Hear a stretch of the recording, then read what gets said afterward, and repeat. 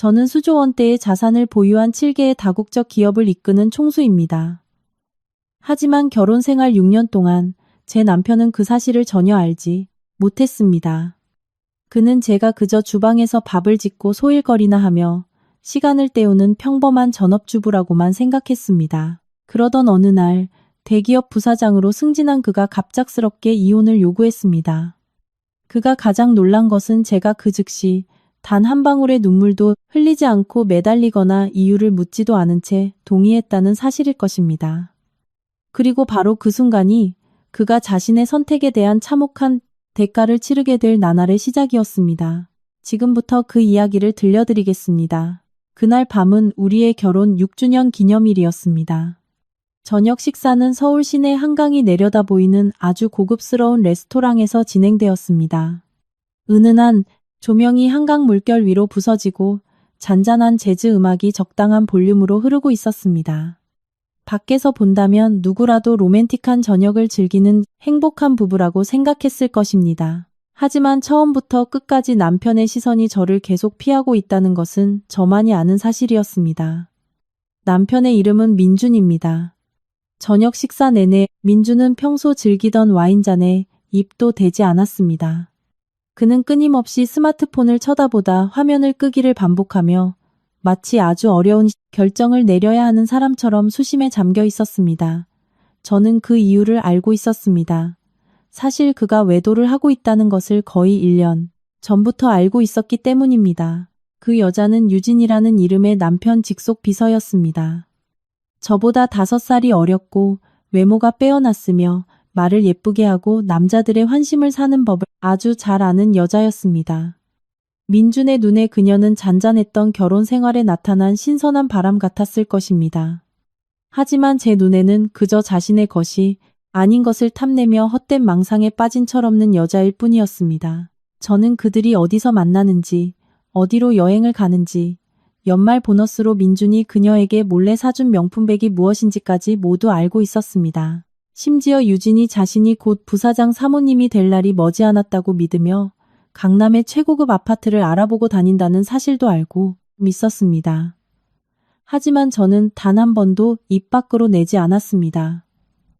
남편을 잃을까 두려워서가 아니라 민준이 과연 어디까지 갈지 지켜보고 싶었기 때문입니다. 저녁 식사를 마친 후 우리는 한남동의 최고급 펜트하우스로 돌아왔습니다. 수백억 원을 호가하는 집이었습니다.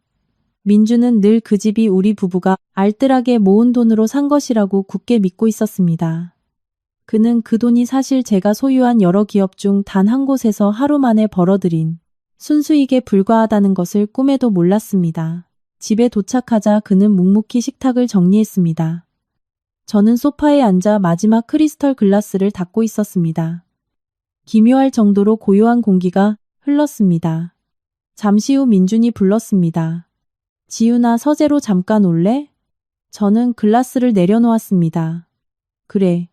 방에 들어서자 민준은 창가에 서서 꼿꼿한 뒷모습을 한 채 양손을 바지 주머니에 찔러 넣고 있었습니다. 도심의 야경 불빛이 그의 얼굴을 비추자 평소보다 몇 년은 더 늙어 보였습니다. 저는 의자를 당겨 앉았습니다. 무슨 일이야? 민준은 깊은 숨을 들이마시고 저를 돌아보며 긴장한 기색이 역력한 눈빛으로 마침내 입을 열었습니다. 우리 이혼하자. 방 안은 쥐 죽은 듯 고요했고 에어컨 돌아가는 소리만 희미하게 들렸습니다. 유리창 밖으로는 강변북로를 달리는 차들의 불빛이 끊임없이 이어지고 있었습니다. 저는 저와 6년의 결혼 생활을 함께한 이 남자를 바라보았습니다. 예전 쏟아지는 빗 속에서 무릎을 꿇고 제게 청혼했던 사람. 첫 관리자 직급 승진에 누락되어 실패를 맛봤을 때 저를 껴안고 펑펑 울었던 사람. 평생 저만 사랑하겠다고 맹세했던 사람. 그리고 지금 바로 그 입으로 이 결혼을 끝내자고 말하고 있는 사람이었습니다. 민준은 계속 말을 이었습니다. 수없이 고민했어. 우린 더 이상 맞지 않아. 난 부사장으로 승진했고 일은 갈수록 산더미인데 그는 잠시 말을 멈칫하더니 덧붙였습니다. 너는 여전히 현실에 안주하며 살고 있잖아. 우리 사이의 격차가 점점 더 크게 느껴져. 저는 묵묵히 듣고만 있었습니다. 민준이 덧붙였습니다. 널 원망하는 건 아니야. 그냥 우리가 가는 방향이 달라졌을 뿐이야. 참으로 그럴싸하고 문명적이며 합리적으로 들리는 핑계였습니다. 그 뒷면에 다른 여자가 있다는 사실을 제가 몰랐다면 말입니다. 저는 그의 눈을 똑바로 쳐다보며 아주 가볍게 대답했습니다. 그래, 알았어. 민준의 얼굴이 굳어졌습니다. 지금 뭐라고 했어? 이혼하는 거 동의한다고. 그의 얼굴이 순식간에 변했습니다. 침착함은 온데간데 없이 사라지고 당혹감이 역력히 드러났습니다. 이유를 묻지도 않는 거야? 방금 내가 말했잖아. 성격 차이, 다른 생활 리듬, 벌어지는 격차. 저는 미소 지었습니다. 이해해. 민주는 마치 저를 난생 처음 보는 사람처럼 빤히 쳐다보았습니다. 아마 그의 상상 속에서 저는 울고불고, 따져 묻고, 매달리며 6년의 정을 읍소했을 것입니다. 하지만 아니었습니다. 저는 너무나 평온하게 동의했습니다. 거의 1분 가까운 침묵이 흐른 뒤 민준이 다시 물었습니다. 너 정말 이 결혼을 되돌리고 싶지 않은 거야? 저는 가볍게 고개를 저었습니다. 떠나고 싶어하는 사람이 당신인데 붙잡아봤자 무슨 소용이 있겠어. 민준은 망연자실한 듯 서 있었고 그의 눈빛에는 이해할 수 없다는 듯한 당혹감이 스치고 지나갔습니다. 자신이 생각해도 이혼이 이렇게 쉽게 성사될 줄은 몰랐던 모양입니다. 저는 자리에서 일어났습니다. 내일 서류 절차 논의하자. 나 좀 피곤하네.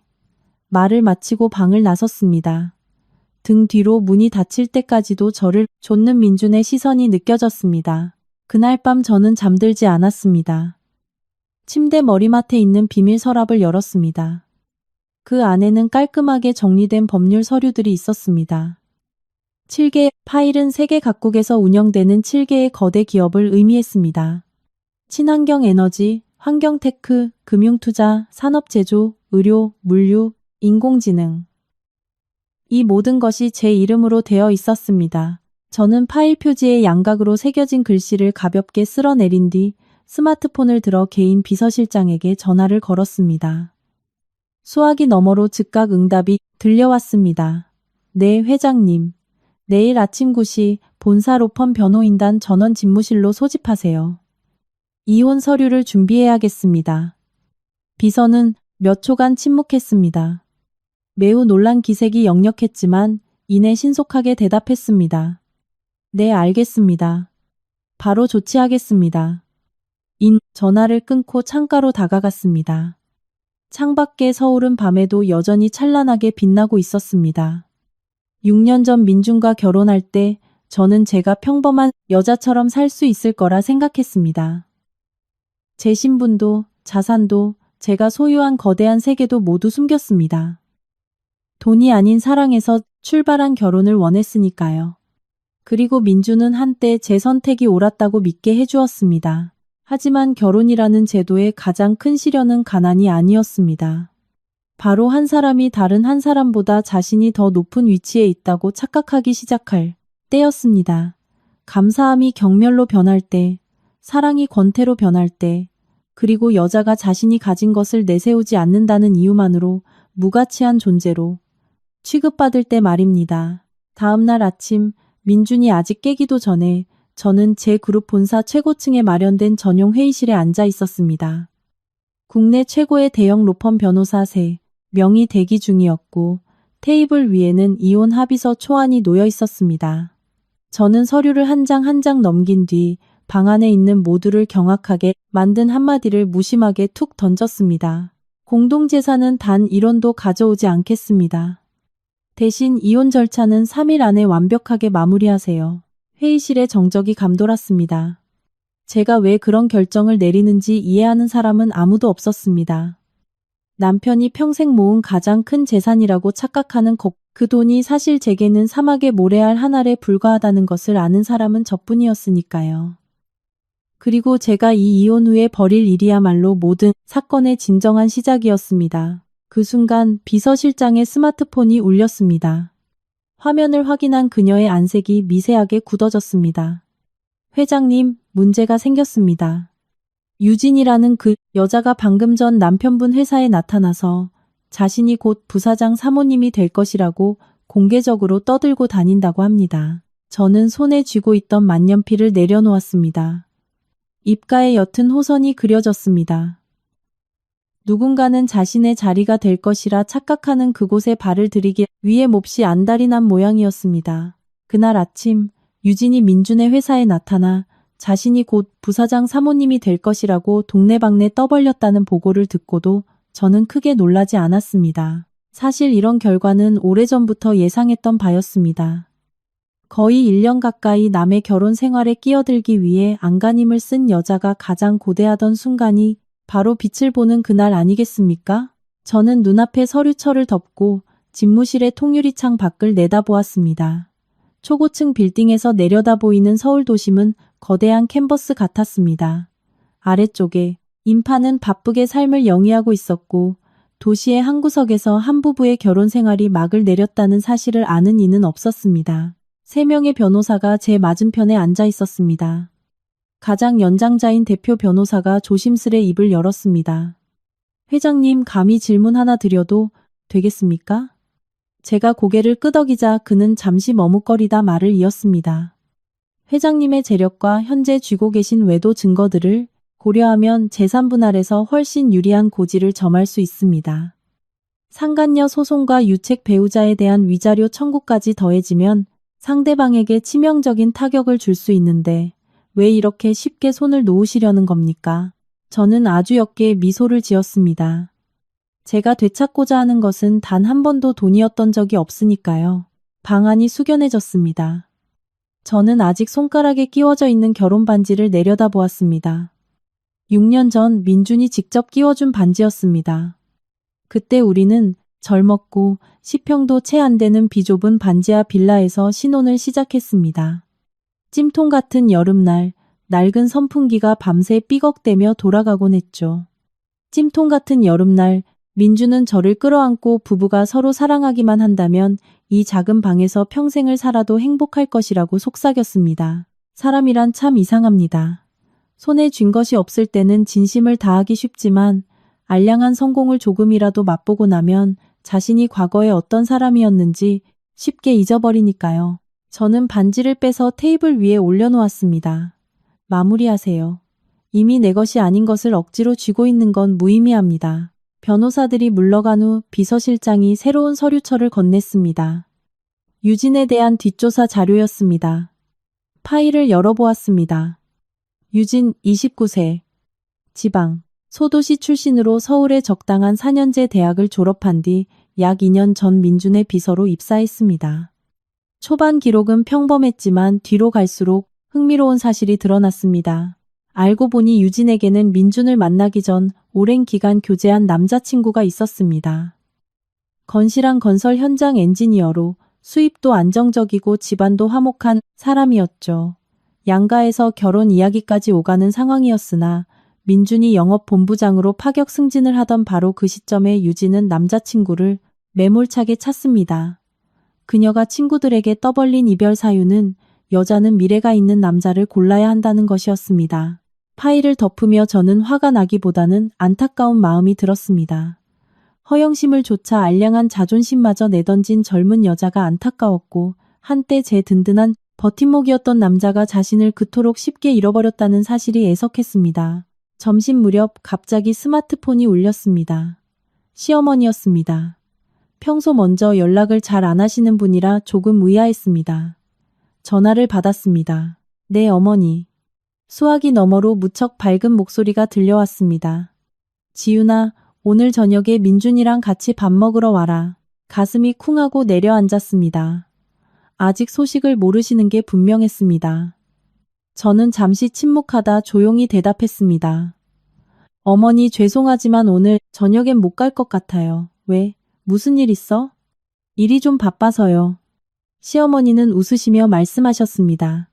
바빠도 밥은 챙겨 먹어야지. 오늘 시장에서 토종닭을 아주 실한 놈으로 사왔단다. 그 진심 어린 목소리에 갑자기 목이 메어왔습니다. 지난 6년간 시어머니는 단 한 번도 제게 모질게 대하신 적이 없었습니다. 오히려 저를 친딸처럼 여겨주셨죠. 민준이 야근으로 늦는 날이면 어김없이 전화를 걸어 안부를 물으셨고 제가 감기 몸살이라도 나면 집까지 약을 지어 달려오시는 분이었습니다. 저는 결혼 생활이 어떻게 되든 간에 이렇게 훌륭한 시어머니를 만난 것만큼은 제 큰 복이라고 생각했었습니다. 결국 저는 사실을 털어놓을 수밖에 없었습니다. 어머니, 저 민준 씨랑 이혼하기로 했어요. 전화기 너머로 순식간에 정적이 흘렀습니다. 길고 무거운 침묵. 거친 숨소리만이 들리더니 이내 떨리는 목소리가 들려왔습니다. 그게 무슨 소리니? 저는 눈을 감았습니다. 이미 합의서에 도장 찍었어요. 며칠 내로 서류 정리 끝날 거예요. 시어머니는 얼어붙은 듯 말씀을 잇지 못하시다가 한참 뒤에야 울먹이며 물으셨습니다. 혹시 민준이가 너한테 몹쓸 짓이라도 한 거니? 저는 대답하지 않았습니다. 하지만 때로는 침묵이 가장 명확한 대답이 되기도 합니다. 시어머니는 결국 오열하셨습니다. 내 이럴 줄 알았다. 요즘 그 녀석이 너무 변했어. 여러 번 다그쳐 물어봐도 입을 꾹 닫고 있더니만 지윤아, 내가 정말 미안하다. 이 못난 어미가 대신 사과하마. 코끝이 시큰해졌습니다. 사과해야 할 사람은 시어머니가 아닌데 가장 먼저 사과를 건넨 사람은 결국 시어머니였습니다. 통화를 마친 후 오후 내내 마음이 무거웠습니다. 그때 비서실장이 급히 집무실로 들어왔습니다. 회장님, 일이 터졌습니다. 무슨 일이죠? 민준 부사장 회사에서 갑작스러운 내부 회계 감사가 시작되었다고 합니다. 저는 미간을 찌푸렸습니다. 공금 횡령 건 때문인가요? 네, 내부 고발이 있었던 모양입니다. 저는 헛웃음이 났습니다. 회사 안의 모든 사람이 장님은 아니었던 겁니다.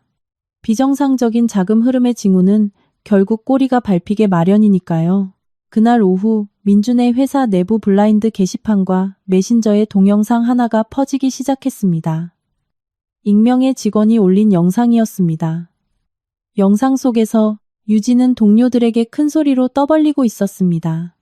강남의 고급 아파트로 이사할 거라는 둥, 회사 임원과 곧 결혼할 거라는 둥, 나중에는 자기가 핵심 부서 전체를 관리하게 될 거라는 둥의 내용이었습니다. 더 기막힌 것은 그 대화가 근무 시간 중에 버젓이 회사 휴게실에서 이루어졌다는 점이었습니다. 단 몇 시간 만에 영상은 회사 전체로 퍼졌고 여기저기서 수군거리는 소리가 터져나왔습니다. 민준의 위상이 흔들리기 시작했습니다. 일과가 끝날 무렵 익숙한 번호로 문자가 한 통 왔습니다. 민준이었습니다. 어제부터 지금까지 단 한 번도 먼저 연락하지 않았던 그였습니다. 문자는 아주 짧았습니다. 지윤아, 오늘 저녁에 잠깐 만날 수 있을까? 저는 한참 동안 화면을 내려다보았습니다. 1년 전이었다면 당장 알겠다고 답장했을 것입니다. 하지만 지금은 모든 것이 달라졌습니다. 저는 짧게 답장을 보냈습니다. 할 말 있으면 문자로 해. 거의 5분이 지나서야 그에게서 답이 왔습니다. 지윤아, 상황이 통제 불능 상태로 빠지고 있는 것 같아. 저는 실소를 터뜨렸습니다. 통제 불능이라니? 참으로 기묘한 일이었습니다. 결혼 생활을 배신할 때 그는 그런 생각을 하지 않았습니다.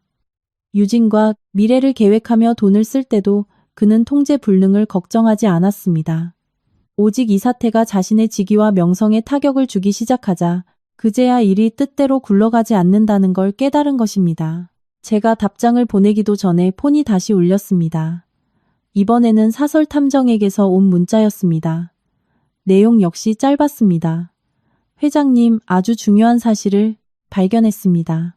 오늘 저녁 민준 씨가 회사 대주주 중 한 명을 은밀히 만납니다. 그들은 유용된 회사 돈을 은폐할 방법을 모의 중입니다. 문자를 다 읽은 제 눈빛이 차갑게 식었습니다. 이 순간까지도 민준은 진심으로 뉘우치지 않고 있었던 것입니다. 그가 가장 두려워하는 것은 파탄난 결혼 생활이 아니라 자신이 앉아있는 부사장이라는 의자가 흔들리는 것이었습니다. 저는 천천히 스마트폰 화면을 껐습니다. 통유리창 밖으로 붉은 석양이 서울 도심을 물들이며 저물어가고 있었습니다. 곧 거대한 폭풍우가 몰아칠 것만 같았습니다. 그리고 저는 그 폭풍우가 서울 하늘뿐만 아니라 민준과 유진의 인생에도 조용히 다가가고 있다는 것을 아주 잘 알고 있었습니다.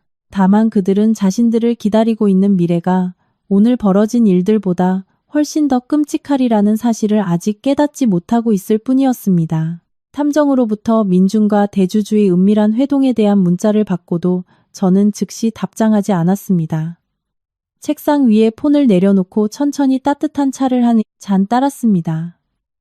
얇은 수증기가 얼굴 위로 피어올랐지만 제 마음속에는 남편의 외도를 처음 알았을 때 느꼈던 뜨거운 분노 같은 것은 더 이상 남아있지 않았습니다.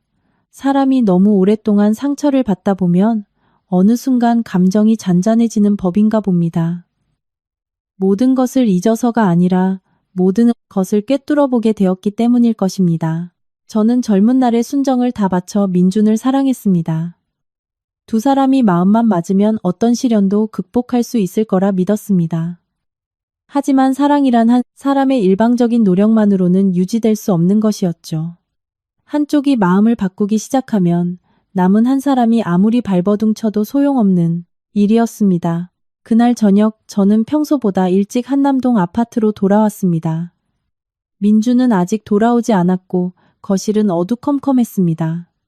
어제 그가 입었던 슈트 재킷이 여전히 소파 등받이에 걸쳐져 있었습니다. 겉보기에는 지난 6년간의 평범한 일상과 다를 바 없어 보였지만 이곳이 더 이상 집이 아니라는 것은 저만이 아는 사실이었습니다. 저는 드레스룸에서 가장 큰 캐리어를 꺼내 짐을 싸기 시작했습니다. 생각보다 짐이 많지 않았습니다. 옷가지 몇 벌, 아끼는 책 몇 권, 부모님께서 주신 선물, 그리고 낡은 사진 몇 장이 전부였습니다.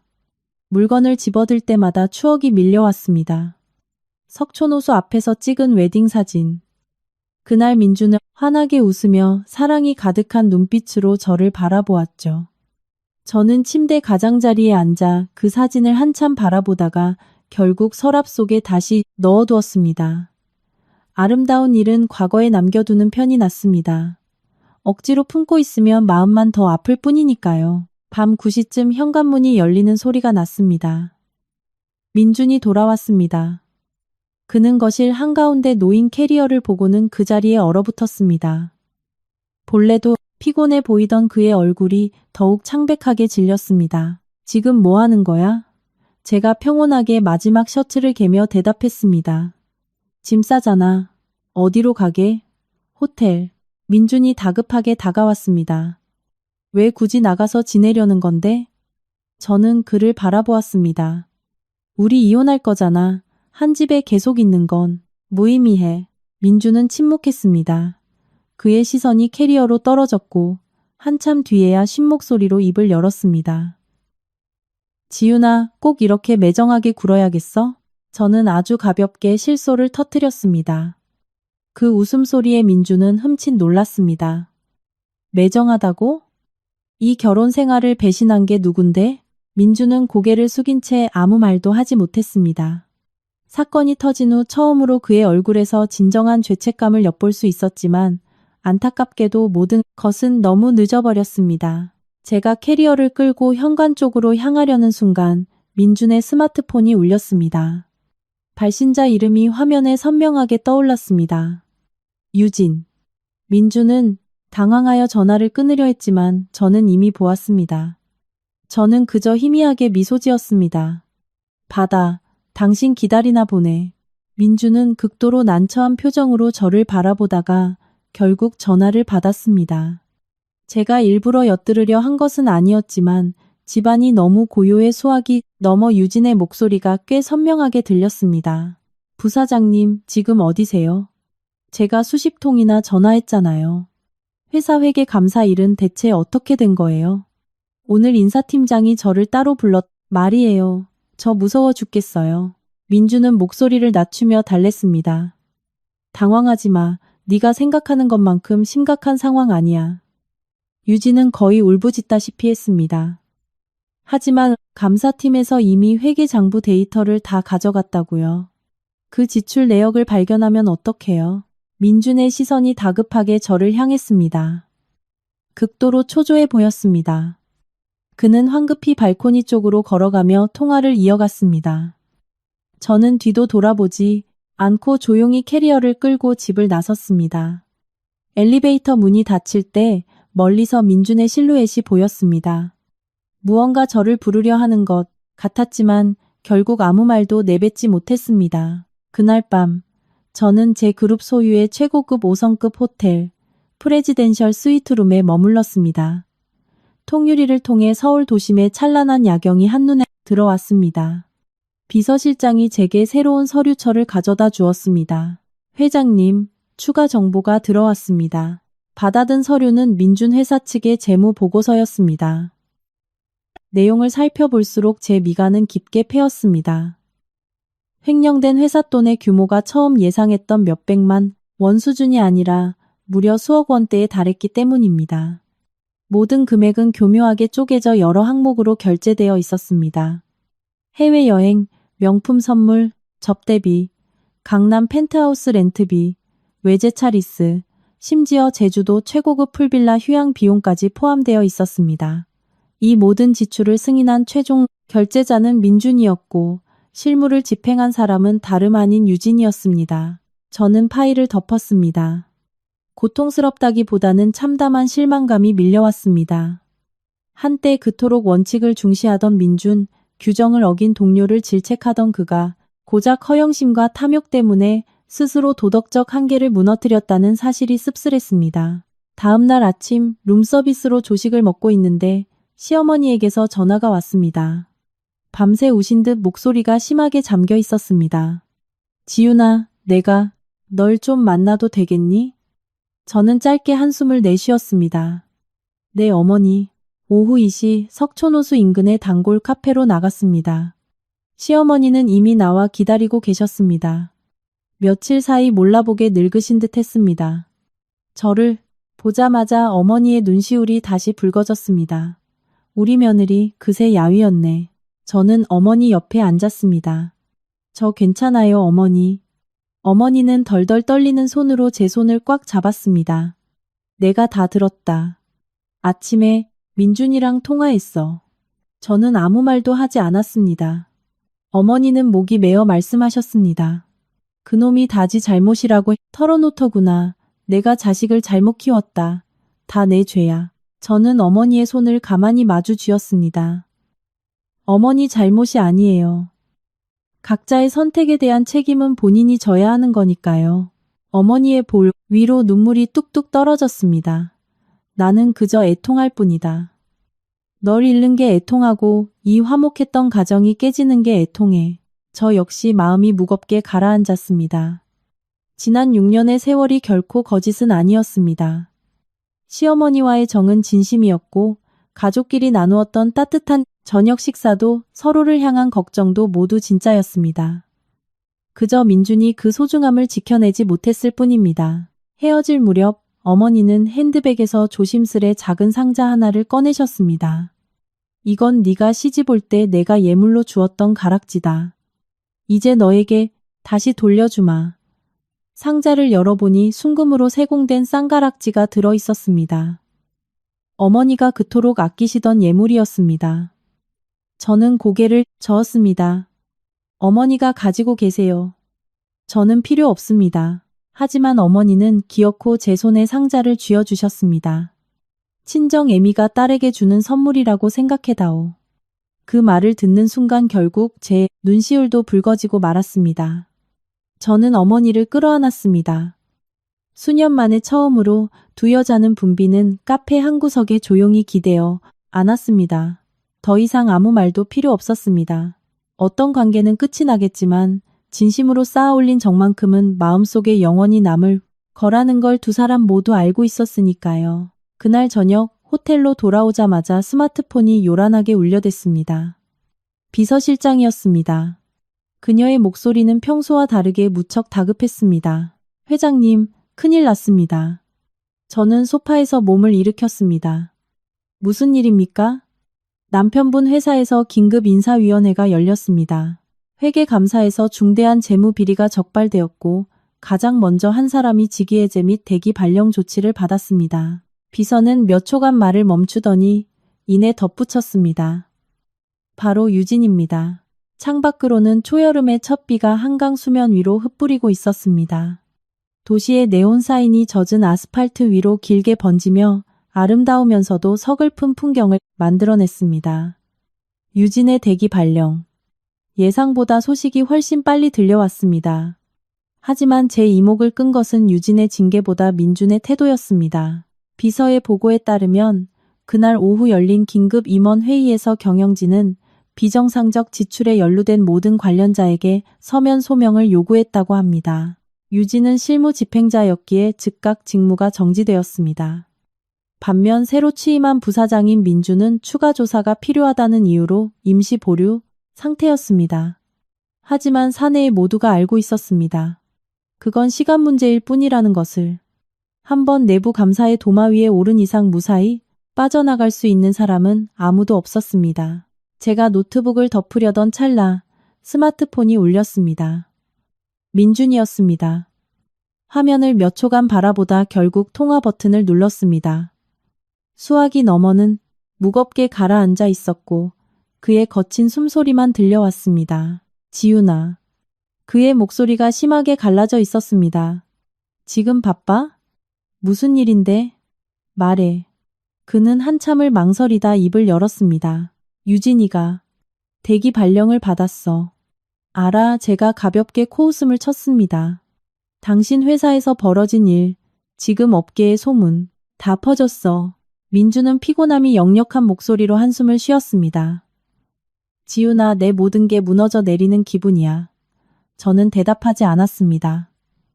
왜냐하면 저는 너무나 잘 알고 있었기 때문입니다. 그가 진정 두려워하는 것은 유진을 잃는 것도 이 결혼 생활이 끝나는 것도 아니라는 것을.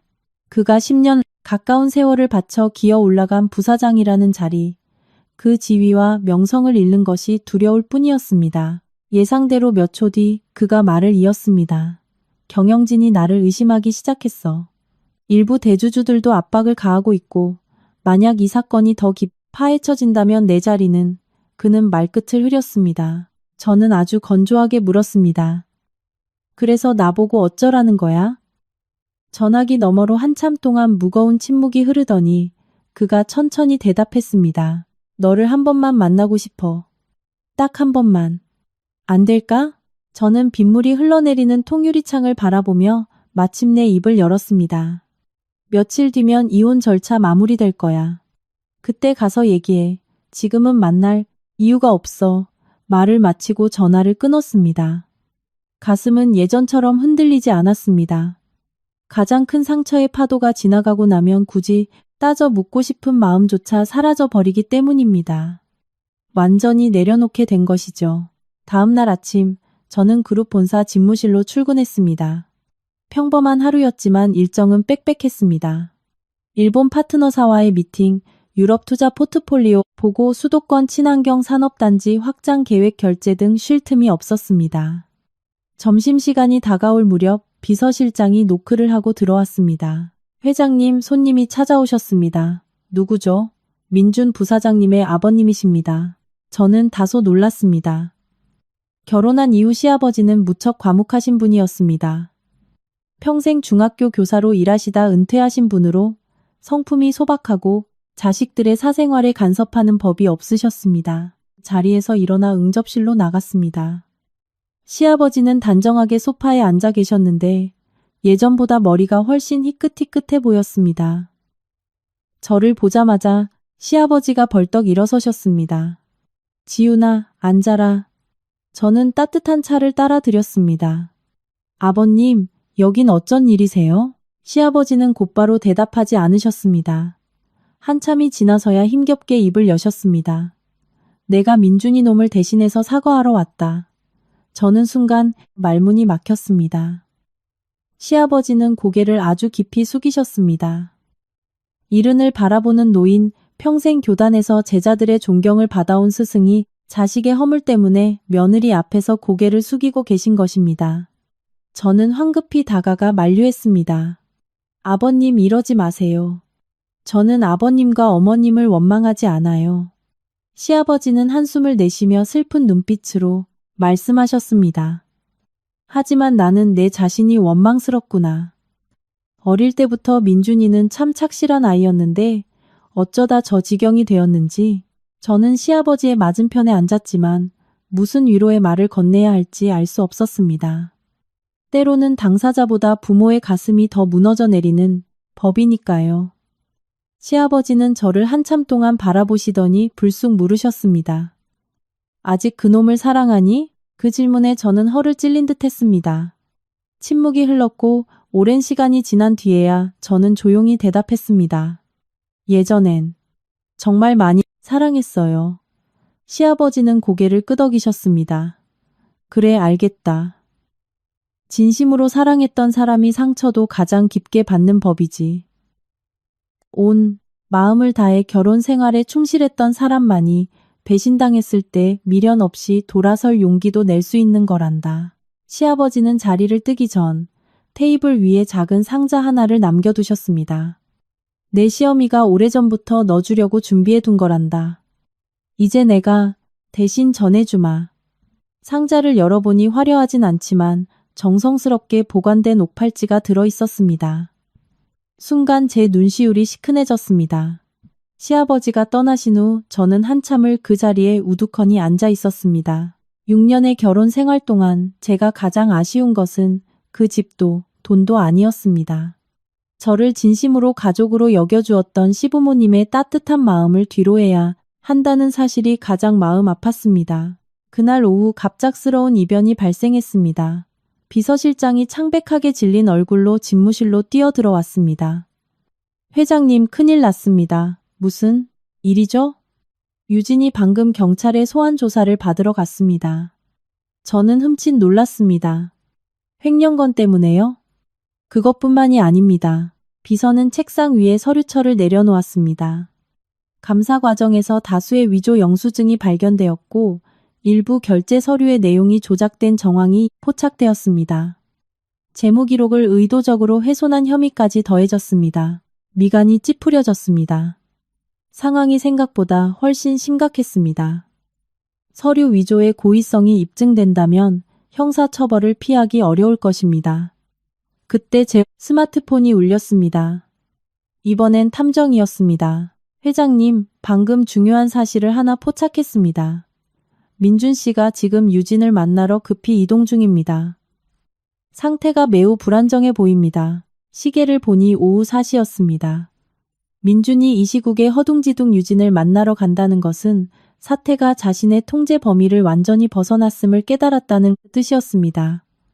아니나 다를까 30분도 채 지나지 않아 음성 파일 하나가 전송되어 왔습니다. 민준과 유진이 격렬하게 다투는 내용이 담겨 있었습니다. 유진이 흐느끼며 소리쳤습니다. 모든 게 다 괜찮을 거라면서요. 그냥 자잘한 접대비 몇 푼이라고 했잖아요. 민준이 버럭 화를 냈습니다. 입 닥쳐. 네가 허구한 날 명품 사달라. 좋은 집 구해달라. 징징대지만 않았어도 이 지경까지 오진 않았어. 유진이 오열했습니다. 이제 와서 모든 책임을 내 머리 위로 뒤집어 씌우겠다는 거예요? 그 결제 서류에 사인한 건 부사장님이잖아요. 제 명품백도, 외제차도, 펜트하우스, 렌트비도 다 부사장님이 내주신 거잖아요. 이제 와서 문제가 터지니까 내 잘못이라고요? 무언가 요란하게 깨지는 소리와 함께 언쟁은 갈수록 격해졌습니다. 저는 음성 파일을 껐습니다. 기쁘지도 슬프지도 않았습니다. 세상의 시선 따위 아랑곳하지 않고 모든 것을 내던지며 만났던 두 사람이 이익이 사라지자 서로를 물어뜯고 원망하는 처참한 꼴이 남았을 뿐이었습니다. 저녁 식사 전후 민준에게서 다시 문자가 왔습니다. 아주 짧은 한 줄이었습니다. 지훈아, 나 정말 뼈저리게 후회하고 있어. 저는 화면을 한참 들여다보다가 폰을 끄고 답장하지 않았습니다. 너무 늦어버린 사과가 있는 법입니다. 상처받은 쪽의 마음이 좁아서가 아니라 이미 깨진 틈이 너무 깊어 도저히 메워질 수 없기 때문입니다. 창밖으로는 굵어진 빗방울이 유리창을 때리고 있었고 번개가 서울의 밤하늘을 수놓았습니다. 그 순간 비서실장의 전화가 다시 울렸습니다. 화면을 확인한 그녀의 안색이 하얗게 질렸습니다. 회장님, 민준 부사장님의 회사 이사회에서 방금 새로운 결정이 내려졌습니다. 저는 고개를 들었습니다. 무슨 결정입니까? 비서가 마른 침을 삼키며 경악 어린 목소리로 보고했습니다. 내일 오전 이사회가 긴급 소집됩니다. 안건은 민준 부사장의 직무 정지 및 해임 건입니다. 저는 조용히 눈앞에 서류철을 덮었습니다. 남편 회사의 이사회가 민준의 부사장 직무 정지를 논의하기 위해 긴급 소집된다는 소식을 듣고도 사람들의 예상과 달리 저는 전혀 통쾌하지 않았습니다. 오히려 마음 한구석에 형용할 수 없는 공허함이 자리 잡았습니다. 아마도 제가 그가 어떻게 바닥에서부터 성장해 왔는지 낱낱이 지켜본 유일한 증인이었기 때문일 것입니다. 저는 민준이 지금의 회사에 처음 입사하던 날을 똑똑히 기억합니다.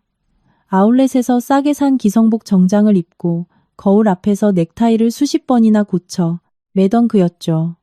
집을 나서기 전 그는 저를 돌아보며 물었습니다. 지윤아, 나 성공한 샐러리맨 같아 보여? 저는 웃으며 대답했습니다. 정말 잘 어울려. 사실 그때는 양복품도 벙벙했고 구두도 발에 잘 맞지 않았습니다. 하지만 제 눈에 그는 세상에서 가장 열정 넘치고 믿음직한 남자였습니다. 그런데 불과 몇 년 만에 모든 것이 이렇게 변해버렸습니다. 집무실 유리창 앞에 선 채 한참 동안 상념에 잠겨 있는데 스마트폰이 울렸습니다. 비서실장이었습니다. 회장님, 내일 이사회는 오전 9시에 시작됩니다. 알고 있습니다. 그리고 한 가지 더 보고드릴 사안이 있습니다. 뭔가요? 비서는 목소리를 낮추었습니다. 민준 부사장 회사 내부에서 누군가 은밀하게 수사기관에 고발장을 접수했다고 합니다. 미간이 찌푸려졌습니다. 고발 내용에는 기존의 자금 유용건 외에도 협력업체와 결탁해 계약 단가를 부풀렸다는 의혹이 추가되어 있습니다. 저는 침묵했습니다. 이것은 완전히 새로운 정보였습니다. 만약 이 의혹이 사실로 드러난다면 사안의 중대성은 걷잡을 수 없이 커질 것입니다. 통화를 마친 후 저는 탐정이 보내온 조사 파일을 다시 열었습니다.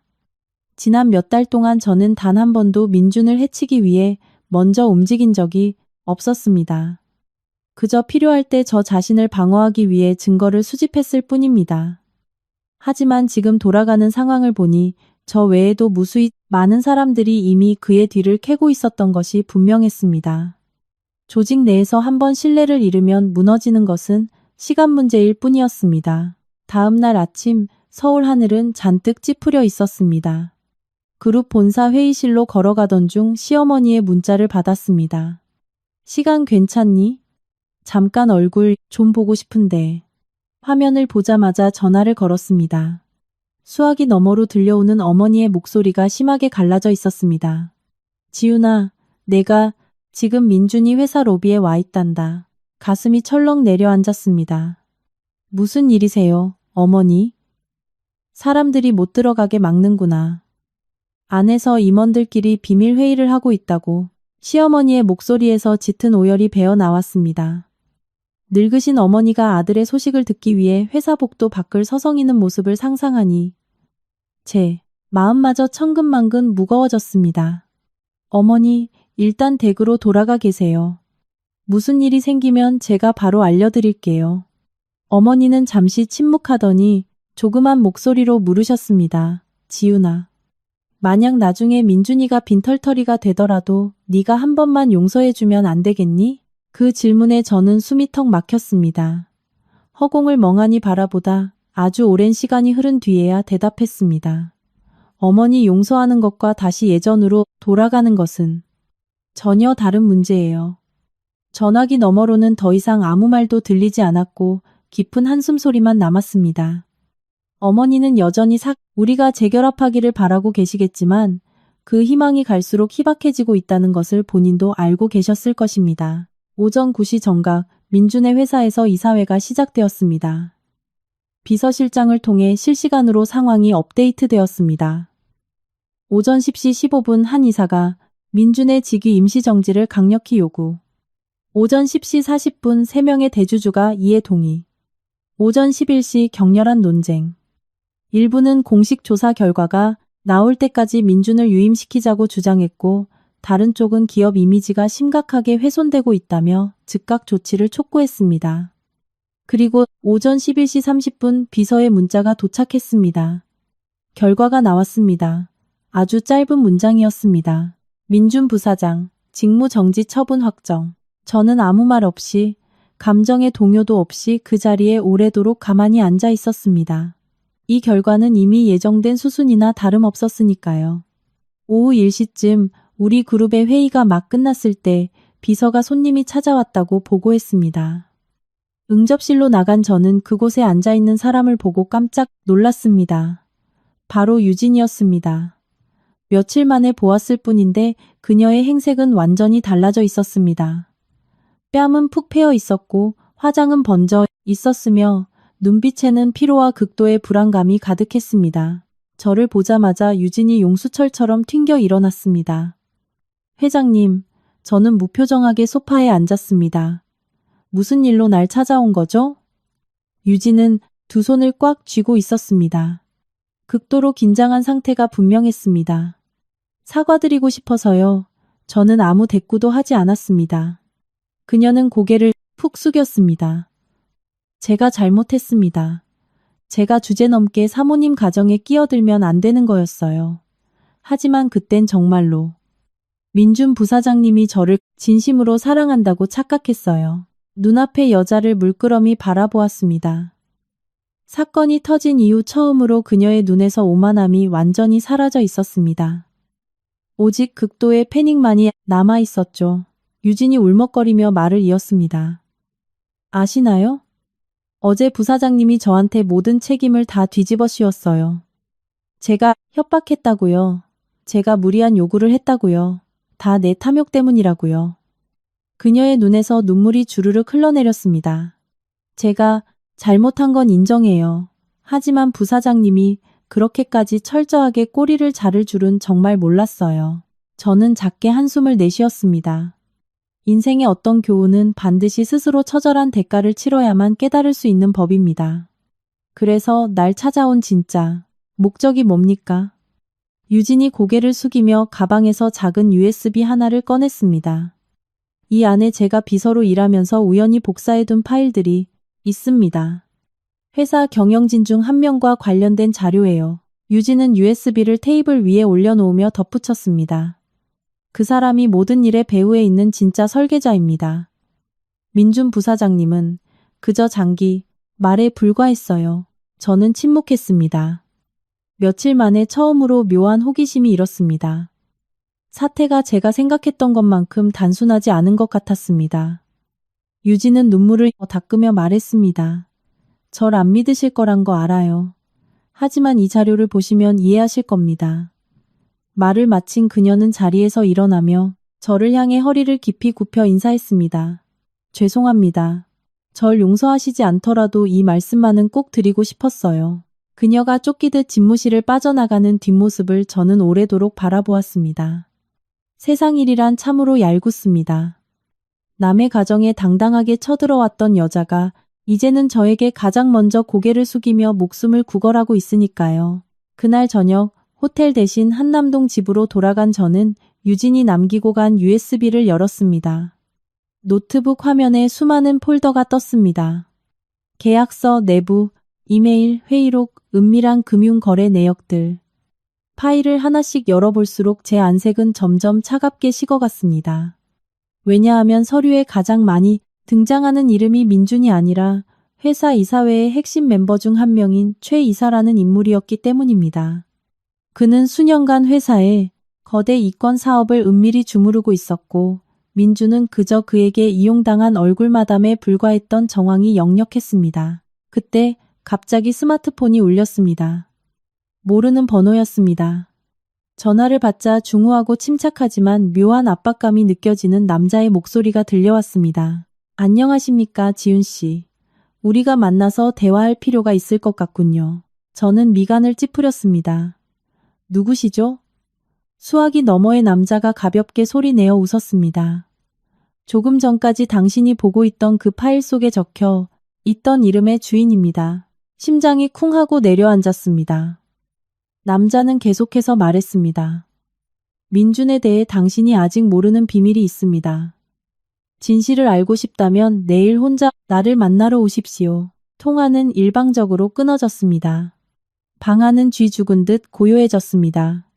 통유리창 밖으로 어느새 서울의 밤이 깊어가고 있었습니다.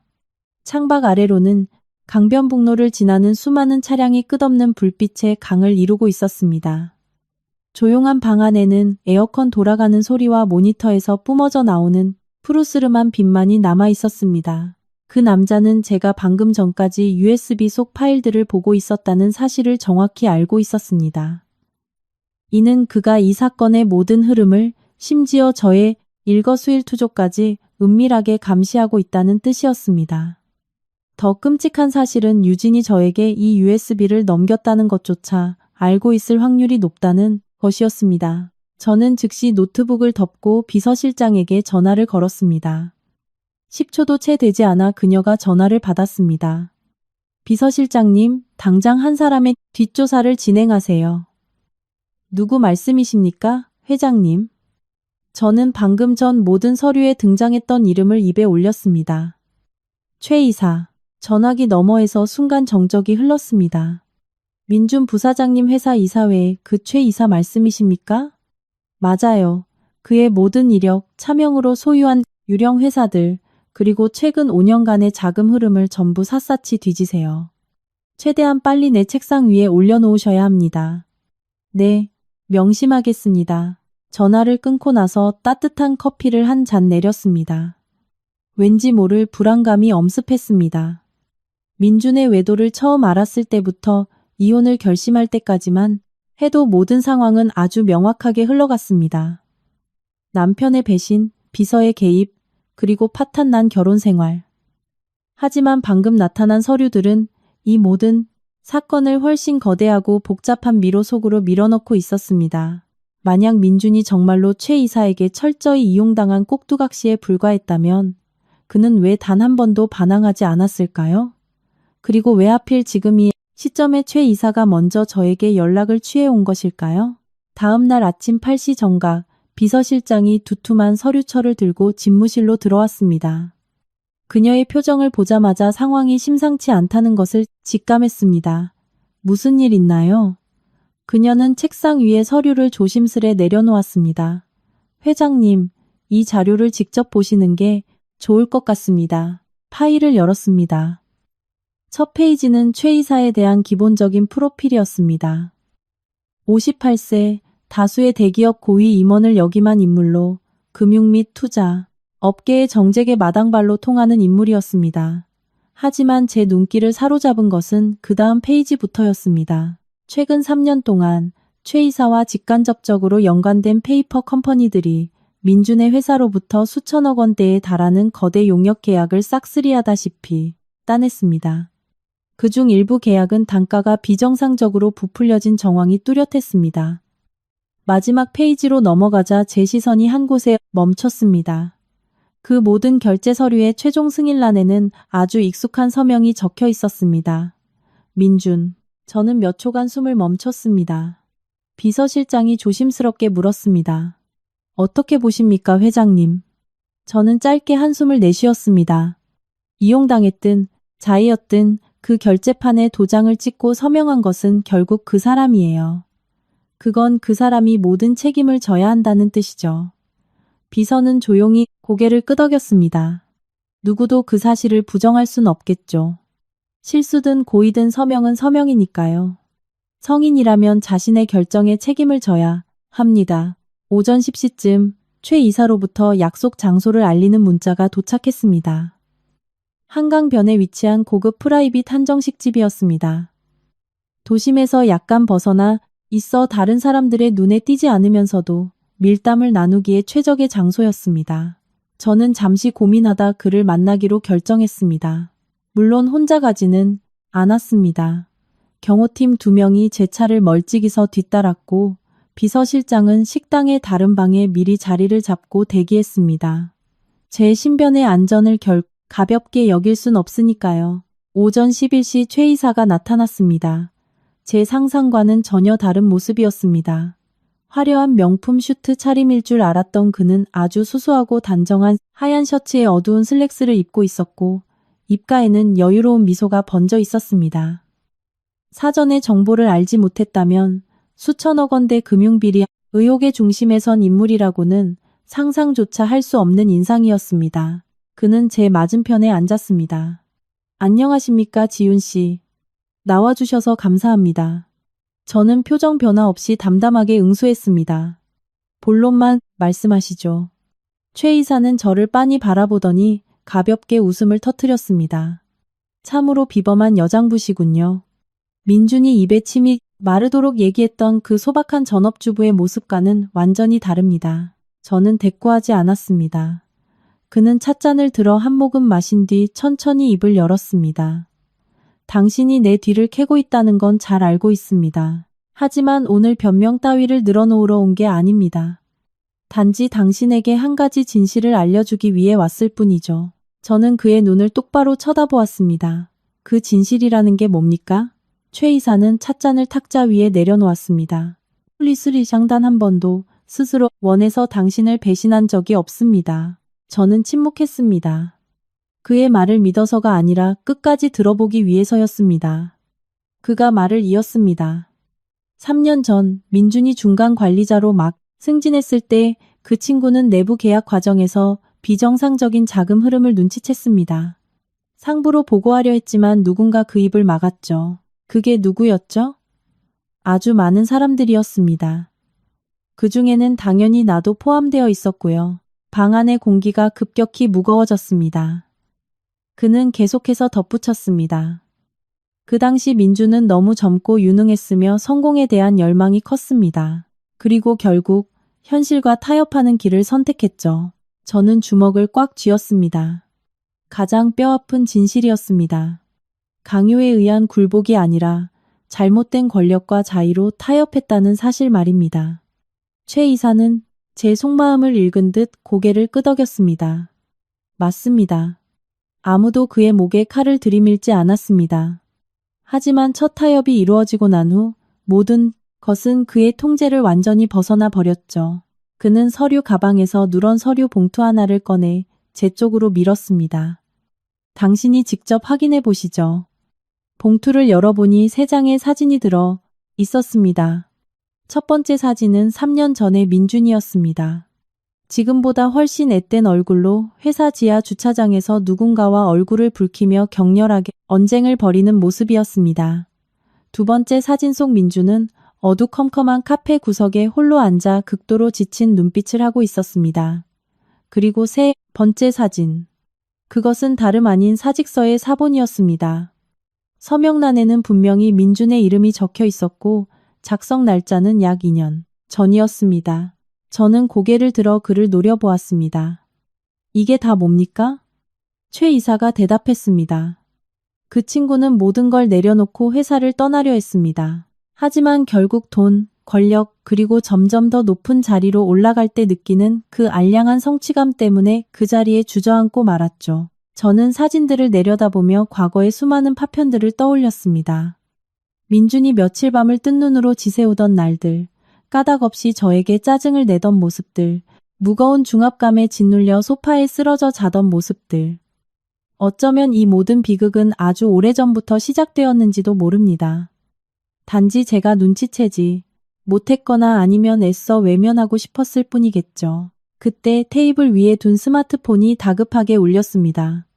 화면에 뜬 번호는 서울대 병원 응급실이었습니다. 심장이 철렁 내려앉았습니다. 전화를 받자 응급실 간호사의 다급한 목소리가 들렸습니다. 지윤 씨 되십니까?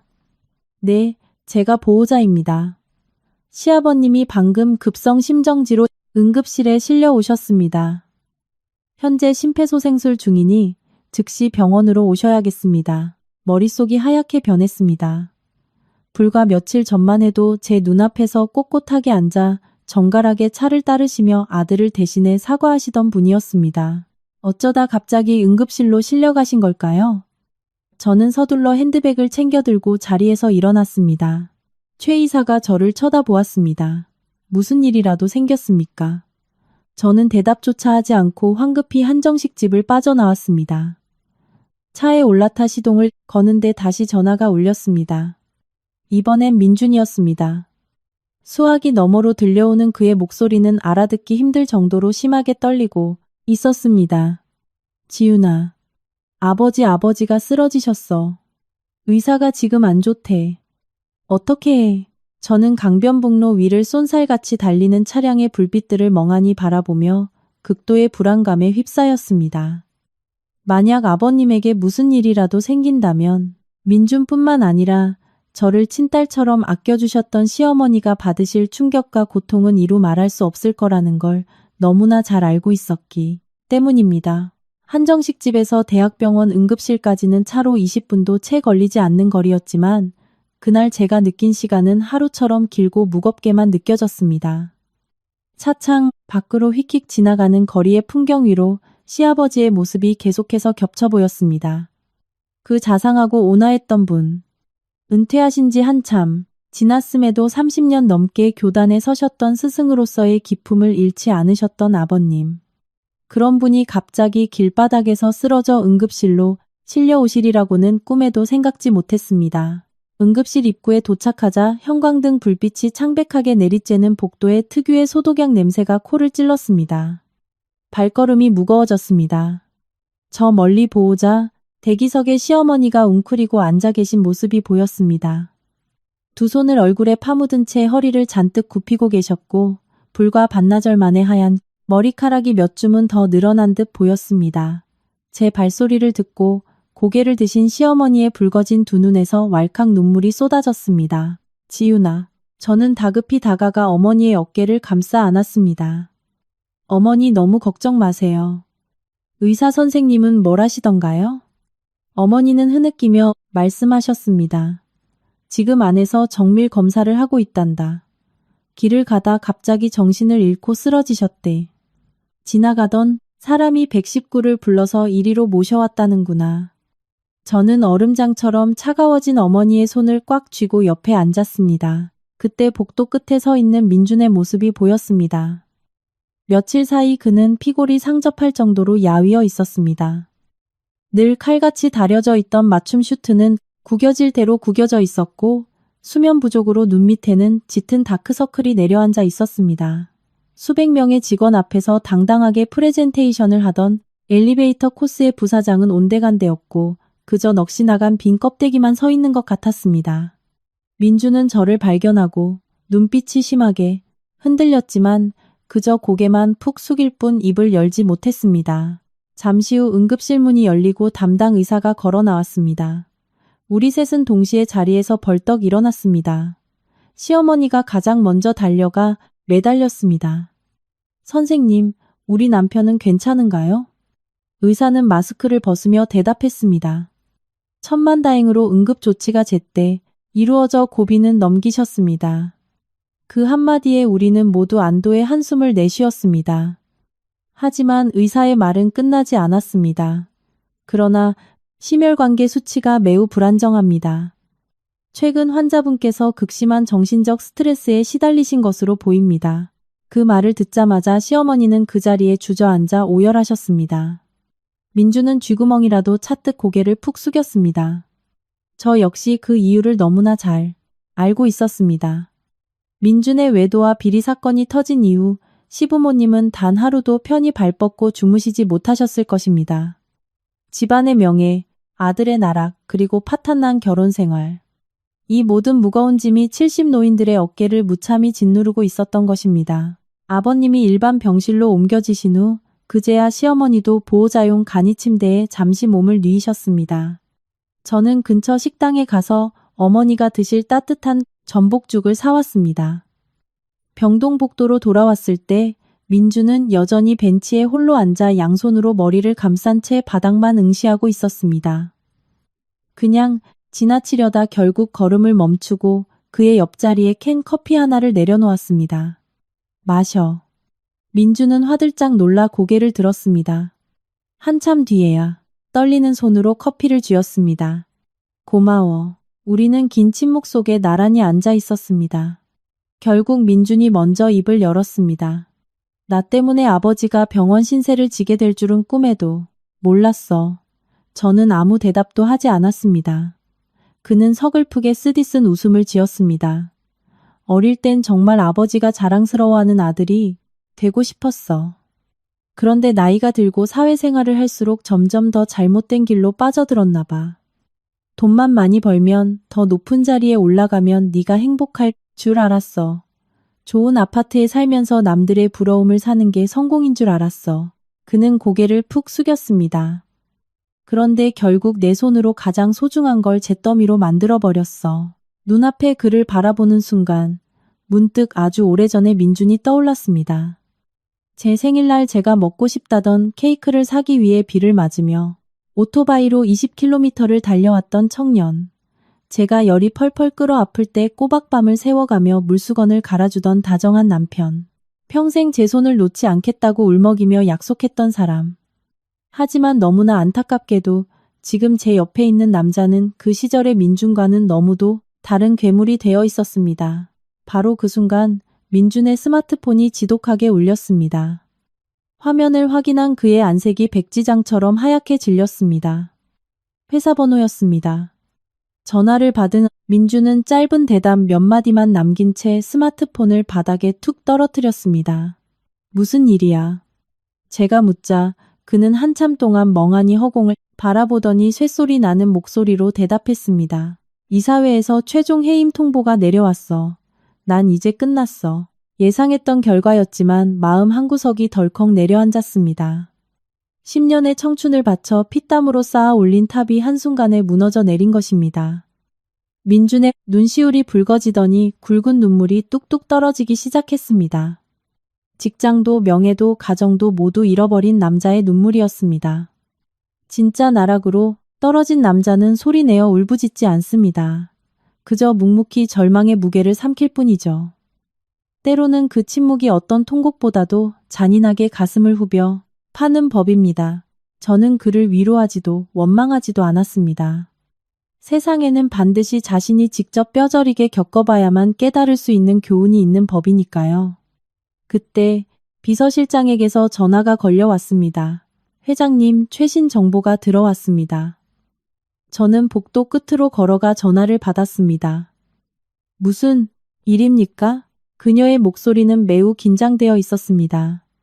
최 이사가 출국을 시도하다 인천공항에서 제지당했습니다. 저는 숨을 멈췄습니다. 도망치려 한 건가요? 확실합니다. 출국 금지 조치가 이미 내려져 있었습니다. 그리고 더 충격적인 사실은 최 이사의 친인척 명의로 된 해외 페이퍼 컴퍼니 계좌로 지난 2년간 무려 100억 원 이상의 자금이 송금된 정황을 포착했습니다. 스마트폰을 쥔 손에 힘이 들어갔습니다. 만약 이것이 사실이라면 사건은 단순한 사내 비리 수준을 넘어 거대한 조직적 금융 범죄의 영역으로 넘어가게 됩니다. 비서실장이 말을 이었습니다. 회장님, 아직 끝이 아닙니다. 민준 부사장이 과거 그 비정상적인 거래들에 대해 수차례 강력하게 이의를 제기했던 내부 문건들을 저희가 입수했습니다. 하지만 결국 마지막엔 모두 그의 결제 사인이 들어가 있었습니다. 눈을 질끈 감았습니다. 민준이 완전히 결백한 것은 아니었지만 사람들이 생각하는 것처럼 사악한 주모자도 아니었음이 명백해졌습니다. 제가 다시 보호자 대기석으로 돌아왔을 때 민준은 이미 자리에서 일어나 아버님의 병실 쪽을 멍하니 바라보고 있었습니다. 그는 문득 저를 돌아보며 물었습니다. 지윤아, 만약 언젠가 진실이 모두 밝혀진다면 그때는 나를 덜 미워할 수 있을까? 저는 그의 붉어진 눈을 한참 응시하다 아주 담담하게 대답했습니다. 당신이 지금 던져야 할 질문은 그게 아니야. 당신이 벌인 일들의 대가를 어떻게 직면할 것인지 그것만 생각해. 민주는 고개를 푹 숙인 채 더 이상 아무 말도 하지 못했습니다. 그때 병실 문이 열리고 간호사가 나왔습니다. 환자분 의식 돌아오셨습니다. 시어머니는 안도의 눈물을 터뜨리며 가슴을 쓸어내렸습니다. 하지만 저는 왠지 모를 묘한 예감에 휩싸였습니다. 아버님이 깨어나심과 동시에 오랫동안 감춰져 있던 또 다른 판도라의 상자가 열릴 것만 같은 기분이 들었기 때문입니다. 간호사가 시아버님의 의식이 돌아왔다고 알리는 순간 무겁게 짓눌려 있던 응급실 복도의 공기가 일순간 가벼워지는 듯 했습니다. 시어머니는 황급히 소매로 눈물을 훔쳤습니다. 점심때부터 물 한 모금 넘기지 못하고 중환자실 문만 노심초사 바라보던 어머니였습니다. 민준도 붉게 충혈된 눈으로 애써 평정심을 유지하려 애썼습니다. 면회 규정상 한 번에 한 사람만 들어갈 수 있었기에 시어머니가 먼저 병실로 향했습니다. 저와 민주는 다시 복도에 남아 침묵을 지켰습니다. 우리 사이에는 단지 물리적인 몇 미터의 거리가 아닌 수년에 걸쳐 켜켜이 쌓인 상처와 기만, 그리고 돌이킬 수 없는 잘못된 선택들이 만든 거대한 심연이 입을 벌리고 있었습니다. 민주는 고개를 푹 숙인 채 두 손을 깍지 끼고 서 있었습니다. 한참 뒤 그가 갑자기 입을 열었습니다. 지윤아. 제가 그를 돌아보았습니다. 왜? 민주는 텅 빈 복도를 응시하며 말했습니다. 내가 가장 뼈저리게 후회하는 게 뭔지 알아? 저는 대답하지 않았습니다. 민주는 자조적인 웃음을 지었습니다. 부사장 자리를 잃은 것도 전 재산을 날린 것도 아니야. 네가 내 곁에 있을 때 그 당연했던 행복의 가치를 몰랐다는 거. 그게 미치도록 후회돼. 그 말에 순간 마음이 살짝 일렁였지만 곧바로 다시 차갑게 가라앉았습니다. 만약 1년 전쯤 이런 말을 들었다면 저는 펑펑 울며 그를 안아주었을지도 모릅니다. 하지만 지금은 그저 허공에 흩어지는 너무 늦어버린 독백일 뿐이었습니다. 20여 분 뒤 시어머니가 병실에서 나오셨습니다. 눈시울은 붉었지만 표정은 평소와 달랐습니다. 마치 안에서 아주 중대한 이야기를 듣고 나오신 듯한 결연함이 서려 있었습니다. 어머니는 저를 보며 말씀하셨습니다. 지윤아, 아버님이 너를 찾으신다. 저는 다소 놀랐습니다. 저를요? 어머니는 고개를 끄덕이셨습니다. 꼭 너에게만 직접 해야 할 말이 있다고 하시는구나. 간호사의 안내를 받아 병실로 들어섰습니다. 시아버님은 산소줄을 꽂은 채 창백한 얼굴로 침대에 누워 계셨지만 눈빛만큼은 놀랍도록 또렷했습니다. 제가 들어서는 것을 보자마자 아버님은 힘겹게 상체를 일으키려 하셨습니다. 저는 황급히 다가가 만류했습니다. 아버님, 그냥 누워 계세요. 아버님은 가볍게 고개를 저으셨습니다. 지윤아, 네게 꼭 해야 할 말이 있다. 저는 침대 옆 보호자용 의자를 당겨 앉았습니다. 아버님은 아주 오랫동안 제 얼굴을 미안함이 가득한 눈빛으로 바라보시다 마침내 무거운 입을 여셨습니다. 아가야, 정말 미안하다. 저는 고개를 내저었습니다. 아버님, 그런 말씀 마세요. 저와 민준 씨 문제는 두 분 잘못이 아니에요. 하지만 아버님은 깊은 한숨을 내쉬셨습니다. 아니, 관련이 있단다. 저는 의아한 표정으로 아버님을 쳐다보았습니다. 아버님은 창밖을 응시하며 마치 오래된 무덤 속 비밀을 꺼내놓듯 느릿느릿 말씀하셨습니다. 2년 전 나는 우연히 민준이가 다른 여자와 부적절한 관계를 맺고 있다는 사실을 알게 되었단다. 저는 망치로 머리를 맞은 듯 얼어붙었습니다. 2년 전이라면 제가 눈치채기 훨씬 이전의 일이었습니다. 아버님이 말을 이으셨습니다. 나는 그놈을 본가로 불러 당장 그 관계를 끝내라고, 계속 그런 짓거리를 하면 가정을 잃게 될 거라고 엄히 꾸짖고 경고했지. 아버님은 고통스러운 듯 눈을 감으셨습니다. 하지만 그놈은 내 말을 듣지 않았다. 숨이 턱 막혔습니다. 지난 시간 동안 시아버님은 며느리에 대한 미안함과 아들의 배신이라는 무거운 비밀을 홀로 감당하고 계셨던 것입니다. 그날 이후로 우리 부부는 그놈과 끊임없이 부딪혔다. 민준이는 우리가 자기 사생활에 너무 간섭한다고 화를 냈고 우리는 조강지처를 두고 바람을 피우는 자식을 도저히 용납할 수 없었지. 아버님이 마른 기침을 하셨습니다. 저는 서둘러 물을 따라드렸습니다. 한 모금 축이신 후 아버님이 다시 입을 여셨습니다. 하지만 그게 제일 중요한 문제가 아니었어. 심장이 미친 듯이 뛰기 시작했습니다.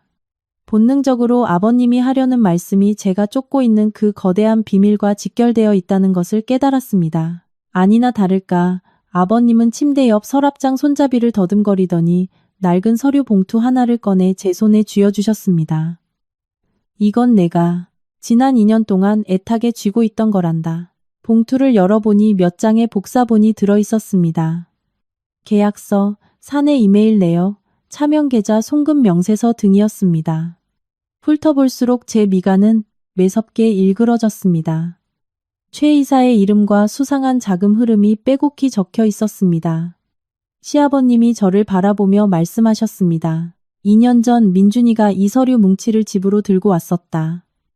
회사 내부에서 심각한 비리가 벌어지고 있다며 자기가 내부 고발자가 되어 이걸 다 터뜨리겠다고 하더구나. 저는 숨을 죽인 채 듣고 있었습니다. 아버님의 목소리가 심하게 떨렸습니다. 하지만 얼마 뒤 그놈은 마음을 바꿨다. 이걸 터뜨리면 자기의 커리어는 완전히 끝장난다고 하더구나. 현실과 타협해야 살아남는다고. 그게 그놈의 변명이었다. 저는 서류를 덮었습니다. 가슴속에 묵직한 돌덩이가 내려앉은 기분이었습니다. 그 순간이 바로 민준이 돌이킬 수 없는 잘못된 갈림길로 접어든 순간이었던 것입니다. 아버님이 제 손을 잡으셨습니다. 나는 그놈 편을 들려는 게 아니다. 잘못한 건 명백히 잘못한 거지.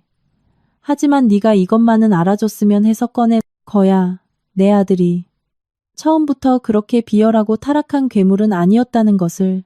저는 묵묵히 고개를 숙였습니다. 이해합니다, 아버님. 그때 제 스마트폰이 격렬하게 울렸습니다. 비서실장이었습니다. 아버님 잠시 나가서 통화 좀 하고 오겠습니다. 저는 병실을 빠져나와 전화를 받았습니다. 수화기 넘어 비서의 목소리는 최고조로 다급했습니다. 회장님, 긴급 상황입니다. 출국 금지당한 최 이사가 아직 한국을 빠져나가지 못하고 서울 외곽의 비밀 프라이빗 리조트에 숨어 있는 것을 저희 정보망이 포착했습니다. 그런데 더 중요한 건 오늘 아침 그가 대형 로펌 변호인단을 은밀히 접촉했으며 미랑 등 다른 루트로 해외 도피를 시도하고 있다는 첩보가 들어왔습니다. 저는 사태의 심각성을 직감했습니다. 그가 한국을 뜨는 순간 이 거대한 비리를 밝혀낼 핵심 고리가 영영 사라져버리게 됩니다. 제가 지시를 내리려던 찰나 비서가 덧붙였습니다.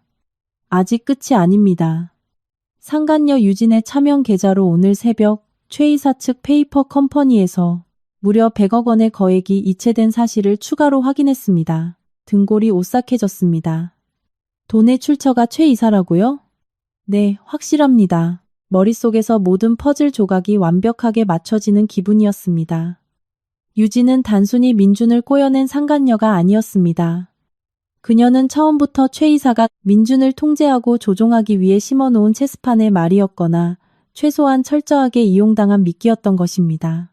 복잡한 상념을 안고 병실로 돌아왔을 때 병실 문이 벌컥 열리며 민준이 뛰어들어왔습니다.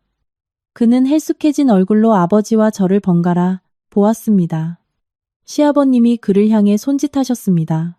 가까이 와라. 민준이 다가가자 아버님은 병실 안의 공기를 완전히 얼어붙게 만드는 한마디를 던지셨습니다. 너, 내가 예전에 네게 주었던 그 녹음기 기억하느냐? 민준의 얼굴이 순식간에 잿빛으로 변했습니다. 그는 그 자리에 망부석처럼 굳어버렸습니다. 아버지, 갑자기 그건 왜 꺼내시는? 아버님은 깊은 한숨을 내쉬셨습니다. 이제 모든 걸 밝혀야 할 때가 왔으니까 저는 무슨 상황인지 이해하지 못해 두 사람을 번갈아 쳐다보았습니다. 민주는 극도의 패닉 상태에 빠져 손을 덜덜 떨고 있었습니다. 시아버님이 저를 보며 단호하게 말씀하셨습니다. 지윤아, 네가 반드시 들어야 할 녹음 파일이 하나 있다. 이 파일이 민준이가 왜 이렇게 괴물로 변했는지, 그리고 이 모든 사태의 배후에 있는 진짜 흑막이 누구인지 알려줄 거다. 제 심장 박동이 귓가에 들릴 정도로 크게 뛰기 시작했습니다. 저는 민준을 바라보았습니다. 그는 제 시선을 피한 채 저항하지도 부인하지도 못하고 그저 탈진한 폐잔병처럼 눈을 질끈 감았습니다. 아버님은 서랍장 위에 놓인 낡은 가죽 파우치를 가리키셨습니다. 지윤아, 저 녹음기 좀 꺼내. 다오. 저는 지시대로 파우치에서 구형 소형 녹음기를 꺼냈습니다. 아버님은 떨리는 손으로 재생 버튼을 눌렀습니다. 잠시 후 칙칙거리는 잡음 사이로 두 남자의 목소리가 병실을 채웠습니다. 하나는 젊고 날선 민준의 목소리였고 다른 하나는 바로 최 이사의 여유로운 목소리였습니다. 2년 전의 대화 내용이 분명했습니다. 저는 이 방식에 동의할 수 없습니다. 이 계약들은 명백한 불법입니다. 계속 진행한다면 규정 위반으로 큰일 납니다. 민준의 목소리에는 초조함과 분노가 서려 있었습니다. 최 이사는 낮고 비릿한 웃음소리를 내며 대답했습니다. 이봐, 부장. 자네가 아직 젊어서 세상을 잘 모르는 모양인데 비즈니스 세계에선 흑백 논리란 통하지 않아. 더 높이 올라가고 싶다면 융통성을 발휘할 줄 알아야지. 민준이 즉각 반박했습니다. 융통성이란 범죄에 눈 감아주는 걸 뜻하는 게 아닙니다. 이거는 감사팀에 정식으로 보고하겠습니다. 녹음기 너머로 몇 초간 소름 끼치는 정적이 흐른 뒤 최 이사의 서늘한 목소리가 이어졌습니다. 자네, 정말 감당할 수 있겠나? 회사 사람들이 정의감에 불타는 새파란 부장의 말을 믿어줄 것 같아? 아니면 이사회 핵심 임원인 내 말을 믿어줄 것 같아? 게다가 자네한테는 늙은 부모도 있고 집에서 기다리는 처도 있고 창창한 앞날도 있지 않은가? 알량한 원칙 따위 지키겠다고 그 모든 걸 시궁창에 처박을 텐가? 의자가 거칠게 끌리는 소리와 함께 민준이 고함쳤습니다. 지금 저를 협박하시는 겁니까? 최 이사는 여전히 차분했습니다. 협박이 아니라 현실을 가르쳐 주는 거야. 녹음 파일은 거기서 끝이 났습니다. 병실에는 침묵만이 내려앉았습니다. 분노도 용서도 아닌 끝없이 깊고 아득한 슬픔이 제 가슴을 파고들었습니다. 민주는 처음부터 잘못된 것을 알고 있었습니다. 저항하려 했고 옳은 길을 가려 했습니다. 하지만 결국 달콤한 악마의 속삭임과 두려움 앞에 무릎을 꿇고 현실과 타협하는 쪽을 택했던 것입니다. 아버님이 무거운 목소리로 입을 여셨습니다. 그날 최 이사를 만나고 온 뒤부터 민준이는 완전히 다른 사람이 되었다. 내부 고발을 하겠다는 말도 쏙 들어갔고 회사를 그만두겠다는 생각도 접어버렸지. 마치 방향을 잃은 사람처럼 밤낮 없이 일과 술에만 매달리더구나. 민주는 두 손을 꽉 쥔 채 흐느끼기 시작했습니다. 제가 다 잘못했습니다. 그의 목소리는 갈라질 대로 갈라져 있었습니다. 그땐 한 번만 눈 감으면, 딱 한 번만 침묵하면 모든 게 제자리로 돌아갈 줄 알았습니다. 그는 씁쓸하게 웃었습니다. 하지만 세상에 그런 기적은 없더군요. 첫 번째 타협은 두 번째 범죄를 부르고 결국 빠져나올 수 없는 늪이 되어버렸습니다. 아무도 그를 비난하지 않았습니다. 이미 그 자신 스스로가 가장 참혹한 지옥 속에 갇혀버렸으니까요. 저는 자리에서 일어났습니다. 아버님, 푹 쉬세요. 저는 잠시 나갔다 오겠습니다. 병실 밖으로 빠져나오자 극심한 감정의 소용돌이가 몰아쳤습니다. 그때 다시 폰이 울렸습니다. 비서실장이었습니다. 회장님, 방금 수사당국이 최 이사에 대한 체포영장을 발부받아 은신처를 급습했습니다. 하지만 뭡니까? 최 이사는 이미 그곳을 빠져나간 뒤였습니다. 도주한 게 확실합니다. 다시 한번 등골에 소름이 돋았습니다. 증거인멸을 시도 중인 최 이사, 그가 사라진다면 이 사건은 영원히 미궁 속으로 빠질지 모릅니다. 비서가 급하게 말을 이었습니다. 게다 네마. 더 확인했습니다. 저희가 최 이사 소유 호텔의 1년 전 CCTV 기록을 복구해 냈는데 그곳에서 유진과 최 이사가 수차례 은밀하게 만나는 장면을 확보했습니다. 저는 눈살을 찌푸렸습니다. 만나기만 했다는 건가요? 아닙니다. 유진은 민준 부사장 회사에 입사하기 한참 전부터 이미 최 이사와 깊게 얽혀 있던 사이였습니다. 머릿속에 섬광이 스쳤습니다. 마지막 퍼즐 조각이 완벽히 맞춰졌습니다. 유진이 민준에게 접근한 것, 승진 시기에 맞춰 의도적으로 불륜 관계를 맺은 것, 이 모든 것은 우연이 아니라 최 이사가 민준을 완벽하게 통제하고 파멸시키기 위해 치밀하게 설계한 덫이었던 것입니다. 그날 늦은 오후 병원을 나선 저는 그룹 본사로 향했습니다.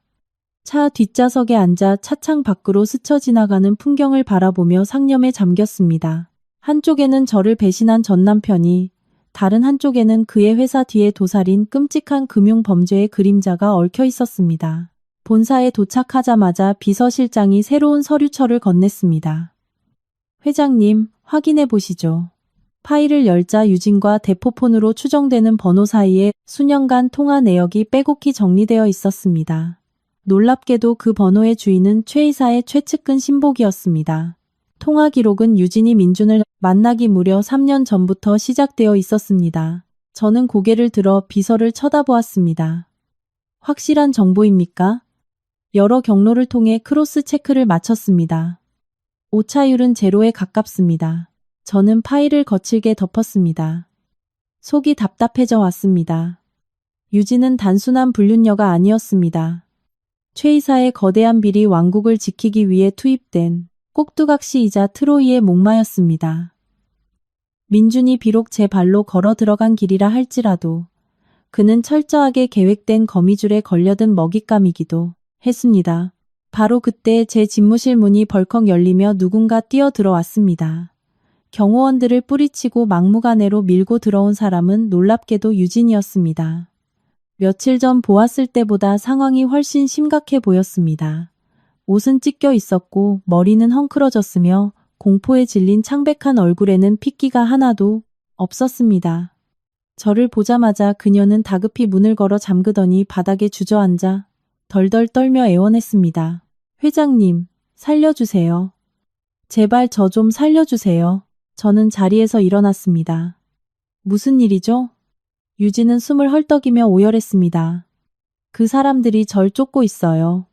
검찰 조사가 시작되기 전에 저를 이 세상에서 완전히 없애버리려고 해요. 심장이 쿵하고 내려앉았습니다.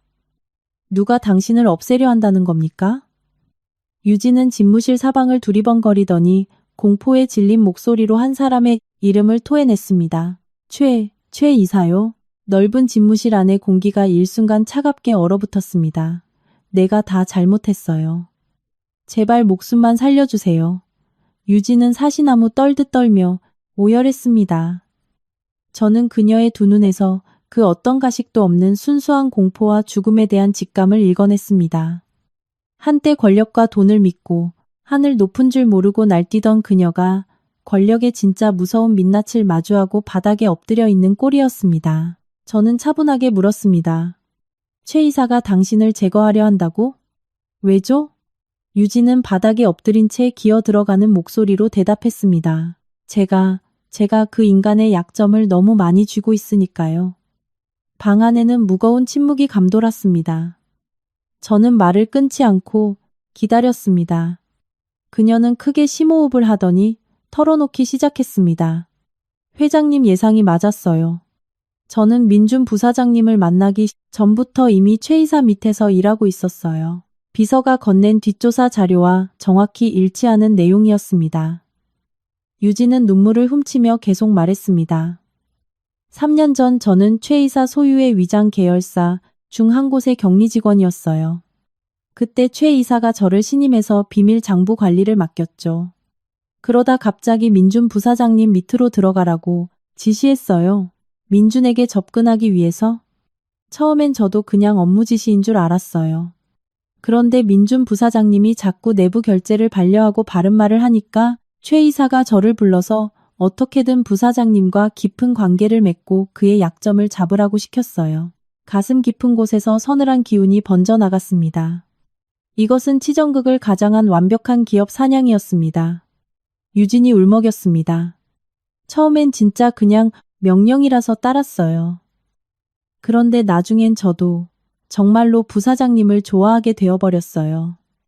저는 조용히 눈을 감았습니다.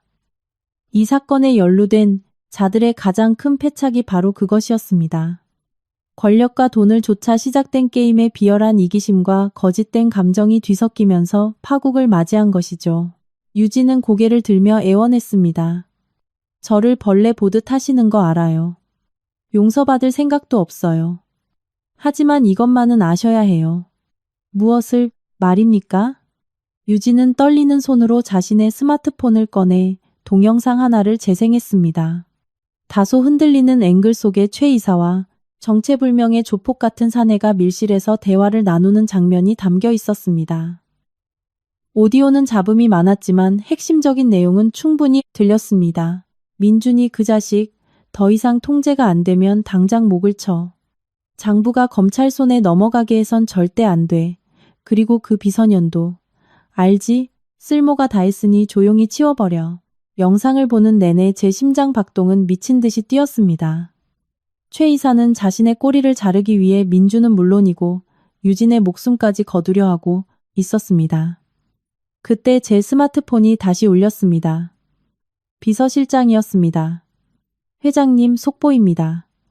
검찰이 방금 최 이사에게 2차 소환을 통보했지만 역시나 출석하지 않았습니다. 그리고 그의 모든 소재 파악이 완전히 두절되었습니다. 밀항선에 탄 겁니까? 아직 단정할 순 없지만 도주가 임박한 것 같습니다. 통화를 끊고 저는 유진을 내려다보았습니다. 지금부터 이 집무실 밖으로 단 한 발짝도 나가지 마세요. 유진은 믿을 수 없다는 듯 저를 쳐다보았습니다. 저를 도와주시는 건가요? 저는 차갑게 대답했습니다. 착각하지 마세요. 당신을 돕는 게 아니라 최 이사를 무너뜨릴 핵심 증인을 보호하는 것뿐입니다. 유진은 바닥에 주저앉은 채 엉엉 소리 내어 울었습니다. 그것은 그동안 벼랑 끝에 몰려 있던 죄인이 마침내 동아줄을 잡았을 때 터뜨리는 안도의 눈물이었습니다. 그날 오후 늦게 저는 상황을 살피기 위해 다시 대학병원으로 향했습니다.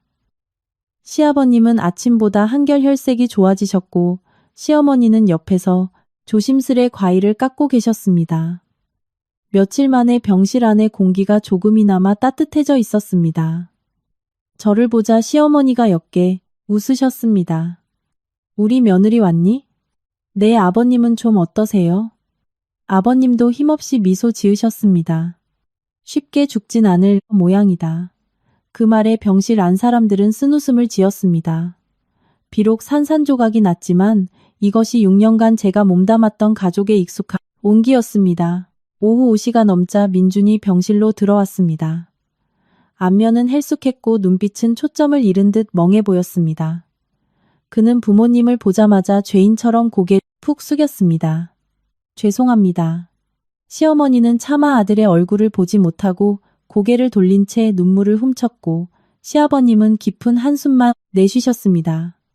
너무나 깊은 상처 앞에서는 원망의 말조차 사치라는 걸 그들 모두 알고 있었습니다. 잠시 후 민준이 저에게 복도에서 따로 이야기를 나누자고 청했습니다. 창밖으로는 석양이 붉게 물들어 서울 시내를 덮고 있었습니다.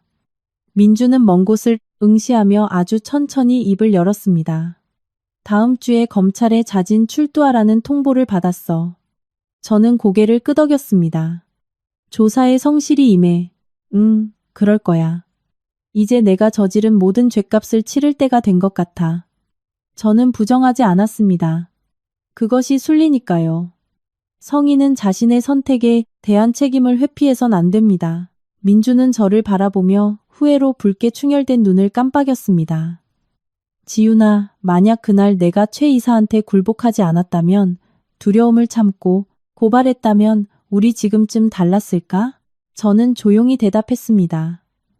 인생에 만약이란 가정은 아무런 의미가 없어. 민주는 눈을 질끈 감았습니다. 소중한 것을 잃고 나서야 그 가치를 깨닫는 것은 인간의 가장 어리석은 습성입니다. 하지만 깨달았을 때는 이미 모든 것이 떠난 뒤입니다.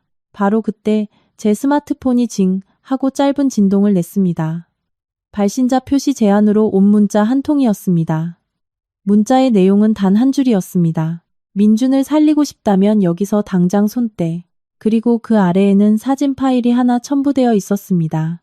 사진을 열어본 순간 제 온몸의 피가 차갑게 얼어붙는 것 같았습니다. 사진 속에는 링거를 맞으며 병상에 누워 계신 시아버님의 모습이 담겨 있었습니다. 앵글의 구도를 보아하니 불과 몇십 분 전 병실 문방 유리창을 통해 아주 가까운 거리에서 몰래 찍은 것이 분명했습니다. 누군가 우리를 지켜보고 있다. 병원 안에 이 가족의 반경 수미터 안에 놈들의 끈앞풀이 숨어 있다는 뜻이었습니다. 저는 민준이 제 표정 변화를 눈치채지 못하도록 잽싸게 스마트폰 화면을 껐습니다. 지금 그에게 이 사실을 알리면 이성을 잃고 병원을 뒤집어 엎을 것이 뻔했습니다. 회사에 급한 결제건이 생겨서 가봐야겠어. 부모님 잘 보살펴드려. 민준이 힘없이 고개를 끄덕였습니다. 그래, 조심히 가. 저는 복도를 빠져나와 1층 로비로 내려가자마자 비서실장에게 전화를 걸었습니다. 당장 지금 제게 문자를 보낸 발신자 번호의 위치를 추적하세요. 그리고 최고 등급의 사설 경호팀을 서울대병원 전체에 깔아두십시오. 수학이 넘어 비서의 목소리가 단단하게 굳어졌습니다. 가족분들을 향한 직접적인 위협입니까? 최 이사가 아버님 병실 사진을 보냈습니다. 비서가 짤막하게 대답했습니다. 즉시 조치하겠습니다. 전화를 끊고 주차된 차 안에서 저는 끓어오르는 분노를 억눌렀습니다. 수년간 비즈니스 세계에서 온갖 살벌한 암투와 권력 싸움을 겪어왔지만 가족을 볼모로 삼아 직접적인 생명의 위협을 가해오는 경우는 이번이 처음이었습니다. 이것은 상대가 완전히 벼랑 끝에 몰려 이성을 잃었다는 증거이기도 했습니다. 쥐도 궁지에 몰리면 고양이를 무는 법. 지금의 최 이사는 무슨 짓이든 저지를 수 있는 가장 위험한 상태였습니다. 그날 밤 저는 호텔이 아닌 강남의 그룹 본사 최고층 상황실에 자리를 잡았습니다. 사내 법무팀과 최고위 보안팀이 모두 소집되어 있었습니다. 대형 스크린에는 수십 개의 추적 데이터가 실시간으로 돌아가고 있었습니다. 비서실장이 스크린의 한 지점을 가리키며 보고했습니다. 회장님, 발신 번호는 대포폰으로 확인되었지만 마지막 기지국 신호가 최 이사의 도주로로 추정되는 외곽 리조트 근처에서 잡혔습니다. 저는 고개를 끄덕였습니다. 예상했던 바였습니다. 비서가 이어 말했습니다. 추가로 유진의 차명. 계좌로 입금된 100억 원의 자금을 검찰을 움직여 즉각 동결시켰습니다. 수사당국도 이 사태의 심각성을 인지하고 전면적인 압수수색에 돌입했습니다. 저는 의자 등받이에 몸을 기댄 채 모니터를 응시했습니다. 모든 포위망이 최 이사의 숨통을 조이고 있었습니다. 하지만 제 육감은 그가 아직 마지막 카드 한 장을 숨기고 있다고 말해주고 있었습니다. 그리고 그 카드는 민준과 때려야 뗄 수 없는 관계일 확률이 높았습니다. 새벽 1시 무렵 비서실장이 믿을 수 없다는 표정으로 상황실 문을 열고 뛰어들어왔습니다. 회장님, 속보입니다. 최 이사가 나타났습니다. 저는 자리에서 벌떡 일어났습니다. 밀항선에서 체포되었습니까? 아닙니다. 스스로 검찰청에 걸어 들어가 자수했습니다. 상황실 내의 모두가 경악을 금치 못했습니다. 필사적으로 도주로를 찾던 놈이 갑자기 제 발로 호랑이 굴에 들어간 이유를 누구도 이해하지 못했습니다. 비서가 태블릿을 내밀며 덧붙였습니다. 그런데 더 기막힌 것은 그가 검찰 조사를 받기 전 조건으로 단 한 사람과의 단독 면담을 강력하게 요구하고 있다는 것입니다. 제 미간이 찌푸려졌습니다. 누구를 말입니까? 민준 부사장입니다. 뜬 눈으로 밤을 지새운 다음 날 아침, 시아버님 병문안을 위해 병원에 도착했을 때 저는 병원 앞마당 정원에 홀로 서 있는 민준을 발견했습니다. 아침 햇살이 창백하게 야윈 그의 옆얼굴을 비추고 있었습니다. 아마 그 역시 검찰청으로부터 면담 요구 소식을 방금 전달받았을 것입니다. 저를 본 그가 천천히 다가왔습니다. 방금 변호사를 만났어. 최 이사가 나를 만나고 싶어 한대. 저는 그의 눈을 응시했습니다. 갈 생각이야? 민주는 흐린 하늘을 올려다보았습니다. 응, 가야지. 도대체 내 인생이 어디서부터 이렇게 철저하게 농락당한 건지 그 이유라도 똑똑히 듣고 싶어. 저는 한참 뜸을 들이다 조용히 말했습니다. 그가 무슨 독을 품은 말을 내뱉든 명심해. 모든 서류에 도장을 찍은 것도 잘못된 유혹에 넘어간 것도 결국 당신 자신의 선택이었어. 남을 핑계 삼지 마. 민주는 쓸쓸하게 웃었습니다. 알아. 나한테 억지로 바람을 피우라고 강요한 사람도 없고 펜을 쥐어주며 결제판에 서명하라고 협박한 사람도 없지. 가정을 깨고 허영심에 취했던 건 오롯이 내 탐욕 때문이었어. 이젠 변명하지 않아. 사건이 터진 이후 그가 처음으로 자신의 밑바닥을 온전히 인정하는 순간이었습니다. 자기 연민도 남 탓도 없이 오직 참담한 현실을 마주한 자의 얼굴이었습니다. 정오쯤이 되자 시아버님의 기력은 한결 회복되어 침대에 앉아 담소를 나누실 수 있을 정도가 되었습니다. 저와 민준이 함께 병실에 들어서자 아버님은 옅은 미소를 지으셨습니다. 두 사람이 여전히 이렇게 나란히 서 있는 걸 보니 내 마음이 다 놓이는구나. 민준은 차마 부끄러워 대답조차 하지 못하고 고개만 숙였습니다. 아버님이 아들을 애틋하면서도 엄한 눈빛으로 바라보며 말씀하셨습니다. 네가 이 아비를 가장 실망하게 한 게 무엇인지 아느냐? 민준이 조용히 고개를 가로저었습니다. 아버님은 느릿하지만 힘있는 목소리로 말씀하셨습니다. 부사장 자리에서 쫓겨나서도 돈을 다 잃어서도 아니다. 네가 한때 얼마나 반듯하고 좋은 놈이었는지 네 스스로 그 본질을 잊어버렸다는 사실이다. 병실 안이 숙연해졌습니다. 사람은 누구나 살면서 유혹에 흔들리고 끔찍한 실수를 저지른다. 하지만 알량한 탐욕 때문에 내 영혼마저 갉아먹 내버려 둬서는 안 되는 거였어. 그 말씀에 민준의 눈에서 굵은 눈물이 툭툭 떨어졌습니다. 명심하겠습니다, 아버지. 평생 뉘우치겠습니다. 그 모습을 지켜보며 저 역시 가슴이 먹먹해졌습니다. 비록 부부의 연은 끝났을지언정 지난 6년간 저를 지탱해 주었던 이 가족의 따뜻한 품은 결코 거짓이 아니었음을 다시 한번 깨달았습니다. 오후 2시 민주는 최 이사가 있는 서울중앙지검으로 향했습니다. 저는 동행하지 않았습니다. 하지만 면담이 끝나고 3시간쯤 지났을 무렵 민준에게서 다급한 전화가 걸려왔습니다. 지윤아. 수화기 너머로 들려오는 그의 목소리는 무언가 거대한 충격을 받은 듯 심하게 떨리고 있었습니다. 심장이 철렁했습니다. 무슨 일이야? 그 인간이 뭐라고 했어?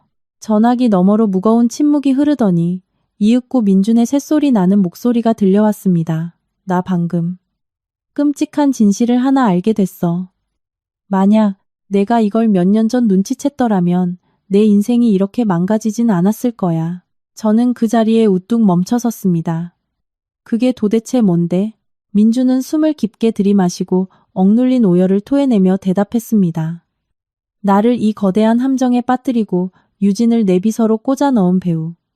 최 이사 혼자만이 아니었어. 제 온몸에 잔털이 곤두서는 기분이었습니다. 그게 무슨 소리야? 민준이 절망적으로 덧붙였습니다. 나와 너, 우리가 너무나 잘 아는 사람. 바로 내 옆에 있던 그 사람도 한통속이었어. 서울 강남의 그룹 본사 최고층 집무실의 통유리창 앞에 서 있는 제 손엔 여전히 민준의 전화를 받은 스마트폰이 들려 있었습니다. 잿빛으로 물든 서울의 늦은 오후 하늘, 무겁게 가라앉은 먹구름이 천천히 흘러가는 풍경은 마치 지난 6년간의 제 결혼 생활을 상징하는 듯 했습니다. 나와 너, 우리가 너무나 잘 아는 사람. 민준의 그 한마디가 메아리처럼 머릿속을 맴돌았습니다. 통화를 마친 지 30분 후 민준이 제 집무실 문을 열고 들어왔습니다. 그의 몰골은 차마 눈뜨고 볼 수 없을 정도로 처참했습니다.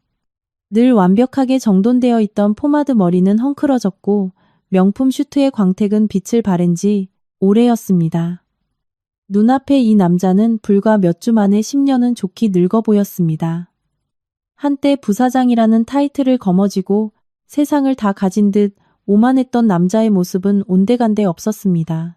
저는 그를 소파에 앉히고 맞은편에 자리 잡았습니다.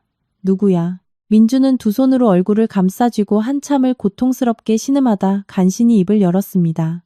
상훈이었어. 그 이름을 듣는 순간 제 심장이 멎는 듯 했습니다. 상훈. 그는 민준의 친사촌 동생이자 저희 가족과도 무척 각별하게 지내던 인물이었습니다. 6년 전 저희 결혼식 날 신랑보다 더 땀을 뻘뻘 흘리며 예식장 곳곳을 뛰어다니며 꾸준히를 도맡았던 사람이었습니다. 그 후로도 그는 저희 신혼집에 자주 놀러와 함께 저녁을 먹었고 시어머니는 조카인 상훈을 친아들처럼 아끼고 챙기셨습니다. 그런 사람의 이름이 이 추악한 비리 사건의 배우로 등장할 줄은 꿈에도 상상하지 못했습니다. 민준이 허탈하게 웃으며 말했습니다. 상훈이가 이미 수년 전부터 최 이사의 비자금 관리 회사에서 은밀하게 일하고 있었대. 유진이를 내 직속 비서로 추천해서 꽂아 넣은 것도 그 녀석이었고 최 이사가 내 약점을 잡도록 나의 모든 내부 동선과 회사 내 인간관계를 빼돌린 프락치도 그 녀석이었어. 마지막 퍼즐 조각이 소름 끼치게 제자리를 찾아 들어갔습니다. 최 이사는 혼자 움직인 것이 아니었습니다. 민준의 가장 가까운 혈육을 매수하여 그의 일거수일투족을 감시하고 함정을 팠던 것입니다. 민준이 덧붙였습니다. 오늘 최 이사가 그러더라. 처음 내가 불법 거래를 막아서고 고발하려 했을 때 그들이 내 약점을 찾기 위해 얼마나 혈안이 되어 있었는지. 내가 워낙 승진 욕심이 강하고 자존심이 세다는 걸 파악한 그들은 상훈이를 통해 나를 끊임없이 부추기고 유진이를 미끼로 던져 내 도덕성에 흠집을 내기 시작한 거야.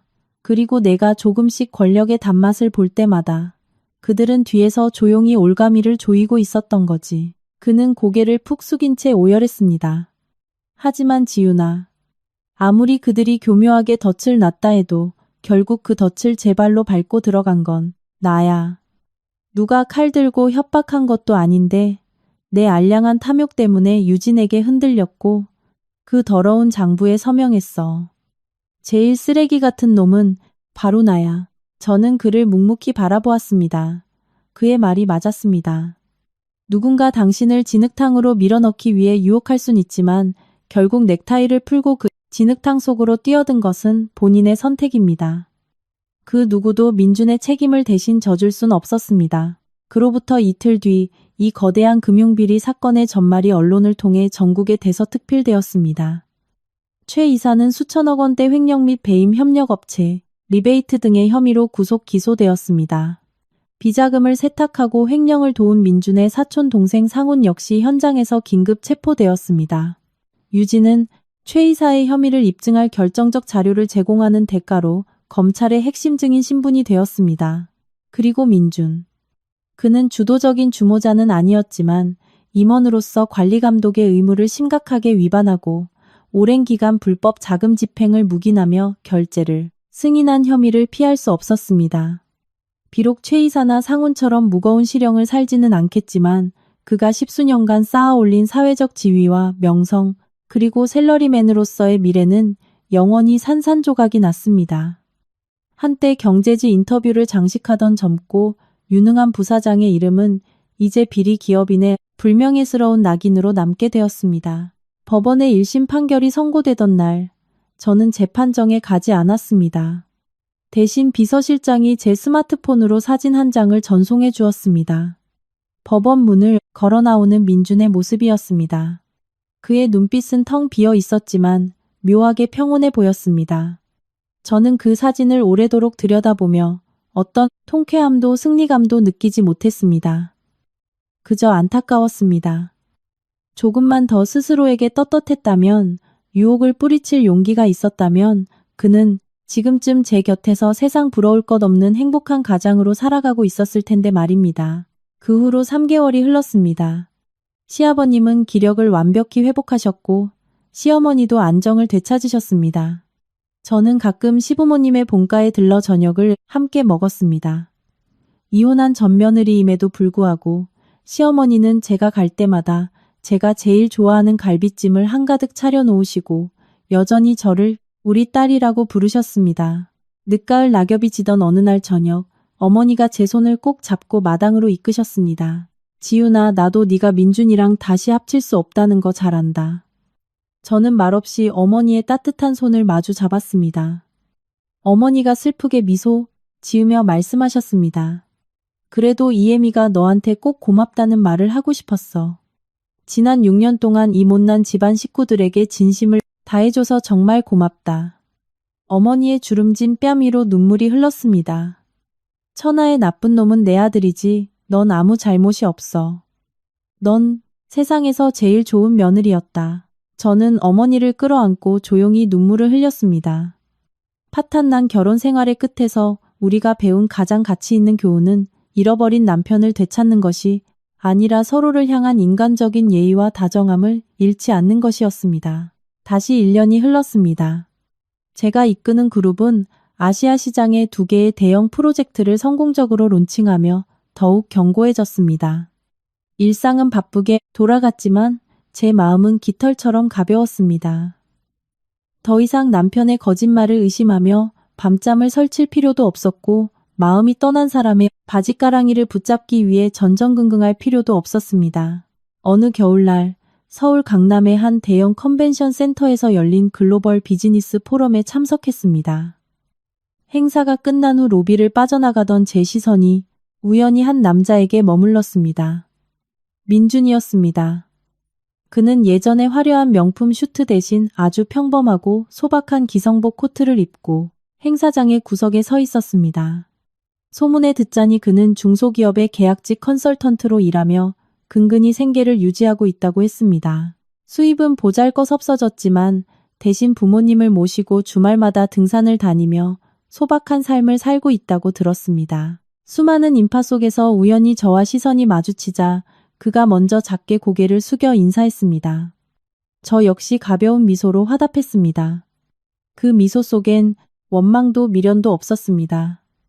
그저 인생의 아주 긴 터널을 잠시 함께 걸었던 옛 동행자에 대한 예의일 뿐이었습니다. 그가 조심스레 제 쪽으로 다가왔습니다. 지훈아, 잘 지냈어? 잘 지내. 당신은? 그는 멋쩍게 웃었습니다. 나도. 그럭저럭 잘 지내고 있어. 잠시 어색한 침묵이 흐른 뒤 민준이 저를 깊은 눈으로 바라보며 말했습니다. 항상 내게 이 말을 꼭 하고 싶었어. 고마웠어, 진심으로. 저는 왜 고마운지 묻지 않았습니다. 이미 그 의미를 알고 있었으니까요. 가장 밑바닥일 때 그를 완전히 짓밟아버릴 수 있는 힘과 돈이 있었음에도 그렇게 하지 않은 것에 대한 감사. 6년이란 세월 동안 아무 조건 없이 그를 사랑해준 것에 대한 감사. 그리고 마지막 순간 그가 인간으로서의 최소한의 존엄을 지킬 수 있게 해준 것에 대한 감사일 것입니다. 민주는 허리를 굽혀 정중히 인사했습니다. 그리고 정말 미안했다. 저는 환하게 웃어 보였습니다. 가슴속에 남아있던 마지막 앙금마저 씻겨 내려가는 듯한 진정한 해방의 미소였습니다. 사과는 받을게. 하지만 우린 이제 각자의 인생을 충실히 살아가야 해. 잘 지내, 민준아. 그는 고개를 끄덕였습니다. 눈시울이 붉어졌지만 구차하게 매달리거나 질척이지 않았습니다. 엎질러진 물은 주워 담을 수 없으며 어떤 상실은 영원히 되돌릴 수 없다는 것을 그 역시 철저하게 뼈에 새겼기 때문입니다. 우리는 서로 등을 돌려 정반대의 방향을 향해 걸어갔습니다. 그의 등 뒤에는 돌이킬 수 없는 과거가, 제 앞에는 눈부시게 찬란한 미래가 펼쳐져 있었습니다. 컨벤션 센터 회전문을 밀고 밖으로 나오자 매서운 겨울바람 속에서도 맑은 오후의 햇살이 서울 거리를 눈부시게 비추고 있었습니다. 그 순간 저는 인생의 아주 단순하고도 명확한 진리 하나를 깨달았습니다. 자신을 배신한 사람에게 내릴 수 있는 가장 잔인하고 완벽한 복수는 돈을 뺏거나 사회적으로 매장하는 것이 아닙니다. 자신이 제 발로 걷어차버린 사람과 가정, 그리고 그 소중한 행복을 평생 뼈저리게 후회하며 살아가도록 내버려 두는 것입니다. 민주는 화려한 커리어를 잃었고 안락한 가정을 잃었으며 그를 진심으로 조건 없이 사랑해 주었던 여자를 영원히 잃었습니다. 그것이 바로 그가 선택한 배신의 대가였습니다. 반면 저는 그 끔찍한 상처와 과거의 늪에서 벗어나 온전히 제 힘으로 두 발을 딛고 서서 앞으로 나아가는 법을 배웠습니다. 진정한 행복은 누군가를 짓밟는 데 있는 것이 아니라 내게 새겨진 상처를 양분 삼아 어제보다 더 아름답고 찬란한 오늘을 피워내는데 있다는 것을 말입니다. 모든 거친 폭풍이 지나간 후 지훈과 민준의 이야기는 복수극의 짜릿한 카타르시스가 아닌 우리의 평범한 일상을 관통하는 묵직한 진실을 남기며 막을 내립니다. 우리가 내리는 모든 선택에는 반드시 그에 상응하는 청구서가 날아오기 마련입니다. 돈과 권력, 허영심이라는 달콤한 독사과 앞에서 사람들은 흔히 착각합니다. 딱 한 번만 선을 넘으면 아무도 모를 거야. 이 정도 타협은 남들도 다 하는 거니까 괜찮을 거야. 하지만 삶의 인과율은 결코 그렇게 호락호락하게 작동하지 않습니다.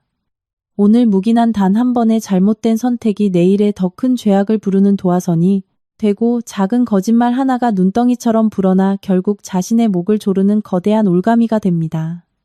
그리고 그 모든 위선이 발가벗겨지는 순간 사라지는 것은 통장 잔고나 직함뿐만이 아닙니다. 타인의 신뢰, 진실한 사랑, 그리고 무엇보다 나를 무조건적으로 믿어주던 가장 소중한 사람들을 영영 잃게 됩니다. 민주는 성공가도를 달리는 대기업 임원이었습니다. 그의 곁에는 그가 가난하던 시절부터 묵묵히 내조해준 지혜로운 아내가 있었고 존경할 수 있는 화목한 부모님이 있었습니다. 하지만 손에 쥔 다이아몬드의 가치를 모른 채 밖에서 굴러온 조약돌의 반짝임에 눈이 멀어 그는 자신의 전 우주를 스스로 불태워버렸습니다. 그가 평생 짊어져야 할 가장 끔찍한 형벌은 사회적 지위의 몰락이 아니라 한때 자신의 곁에서 찬란하게 빛나던 여자가 영원히 돌아서는 뒷모습을 아무런 자격 없이 지켜보아야만 한다는 그 뼈아픈 자각일 것입니다. 이 이야기를 통해 우리는 부부간의 신뢰가 단순히 법적, 도덕적 책임을 넘어선 그 이상의 의미를 지닌다는 것을 배우게 됩니다. 그것은 가장 춥고 어두웠던 터널을 함께 통과해준 동반자에 대한 인간으로서의 마땅한 예의이자 숭고한 존중입니다. 인생의 정상에 올랐을 때 진정으로 중요한 것은 내가 얼마나 높은 곳에 서 있는가가 아닙니다. 이 자리에 오르기까지 내가 잃지 말아야 할 인간적 품위와 가치를 제대로 지켜내고 있는가입니다. 잃어버린 돈은 다시 벌면 되고 떨어진 직위는 다시 쌓아 올리면 되지만 한번 바닥에 내동댕이 쳐진 신뢰와 사람의 마음은 그 어떤 금은보화로도 예전처럼 이어붙일 수 없습니다. 혹시 지금 이 순간 누군가의 배신이나 인생의 큰 시련으로 인해 깊은 상처를 받고 어둠 속에 서 계신 분이 있다면 부디 이 사실을 기억해 주시길 바랍니다. 나를 상처 입힌 자를 똑같이 찔러 피를 보게 하는 것은 결코 당신을 강하게 만들지 못합니다.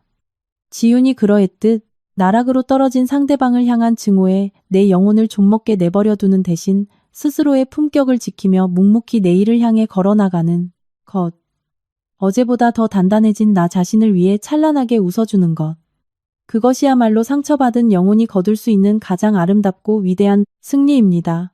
귀한 시간을 내어 이긴 이야기를 끝까지 함께 해주신 시청자 여러분께 깊은 감사를 드립니다.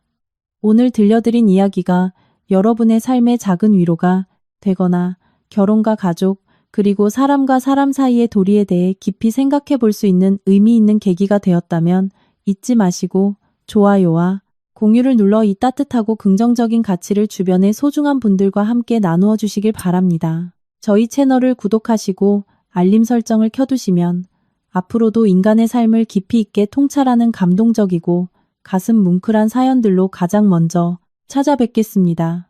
오늘 하루도 여러분의 곁을 지켜주는 평범하지만 가장 소중한 사람들의 손을 꼭 잡아주시길 바랍니다. 진심을 다해 사랑하고 아낌없이 친절을 베풀며 모든 것이 돌이킬 수 없는 후회가 되기 전에 지금 곁에 있는 행복을 온전히 지켜내시는 여러분이 되시기를 진심으로 기원합니다. 감사합니다.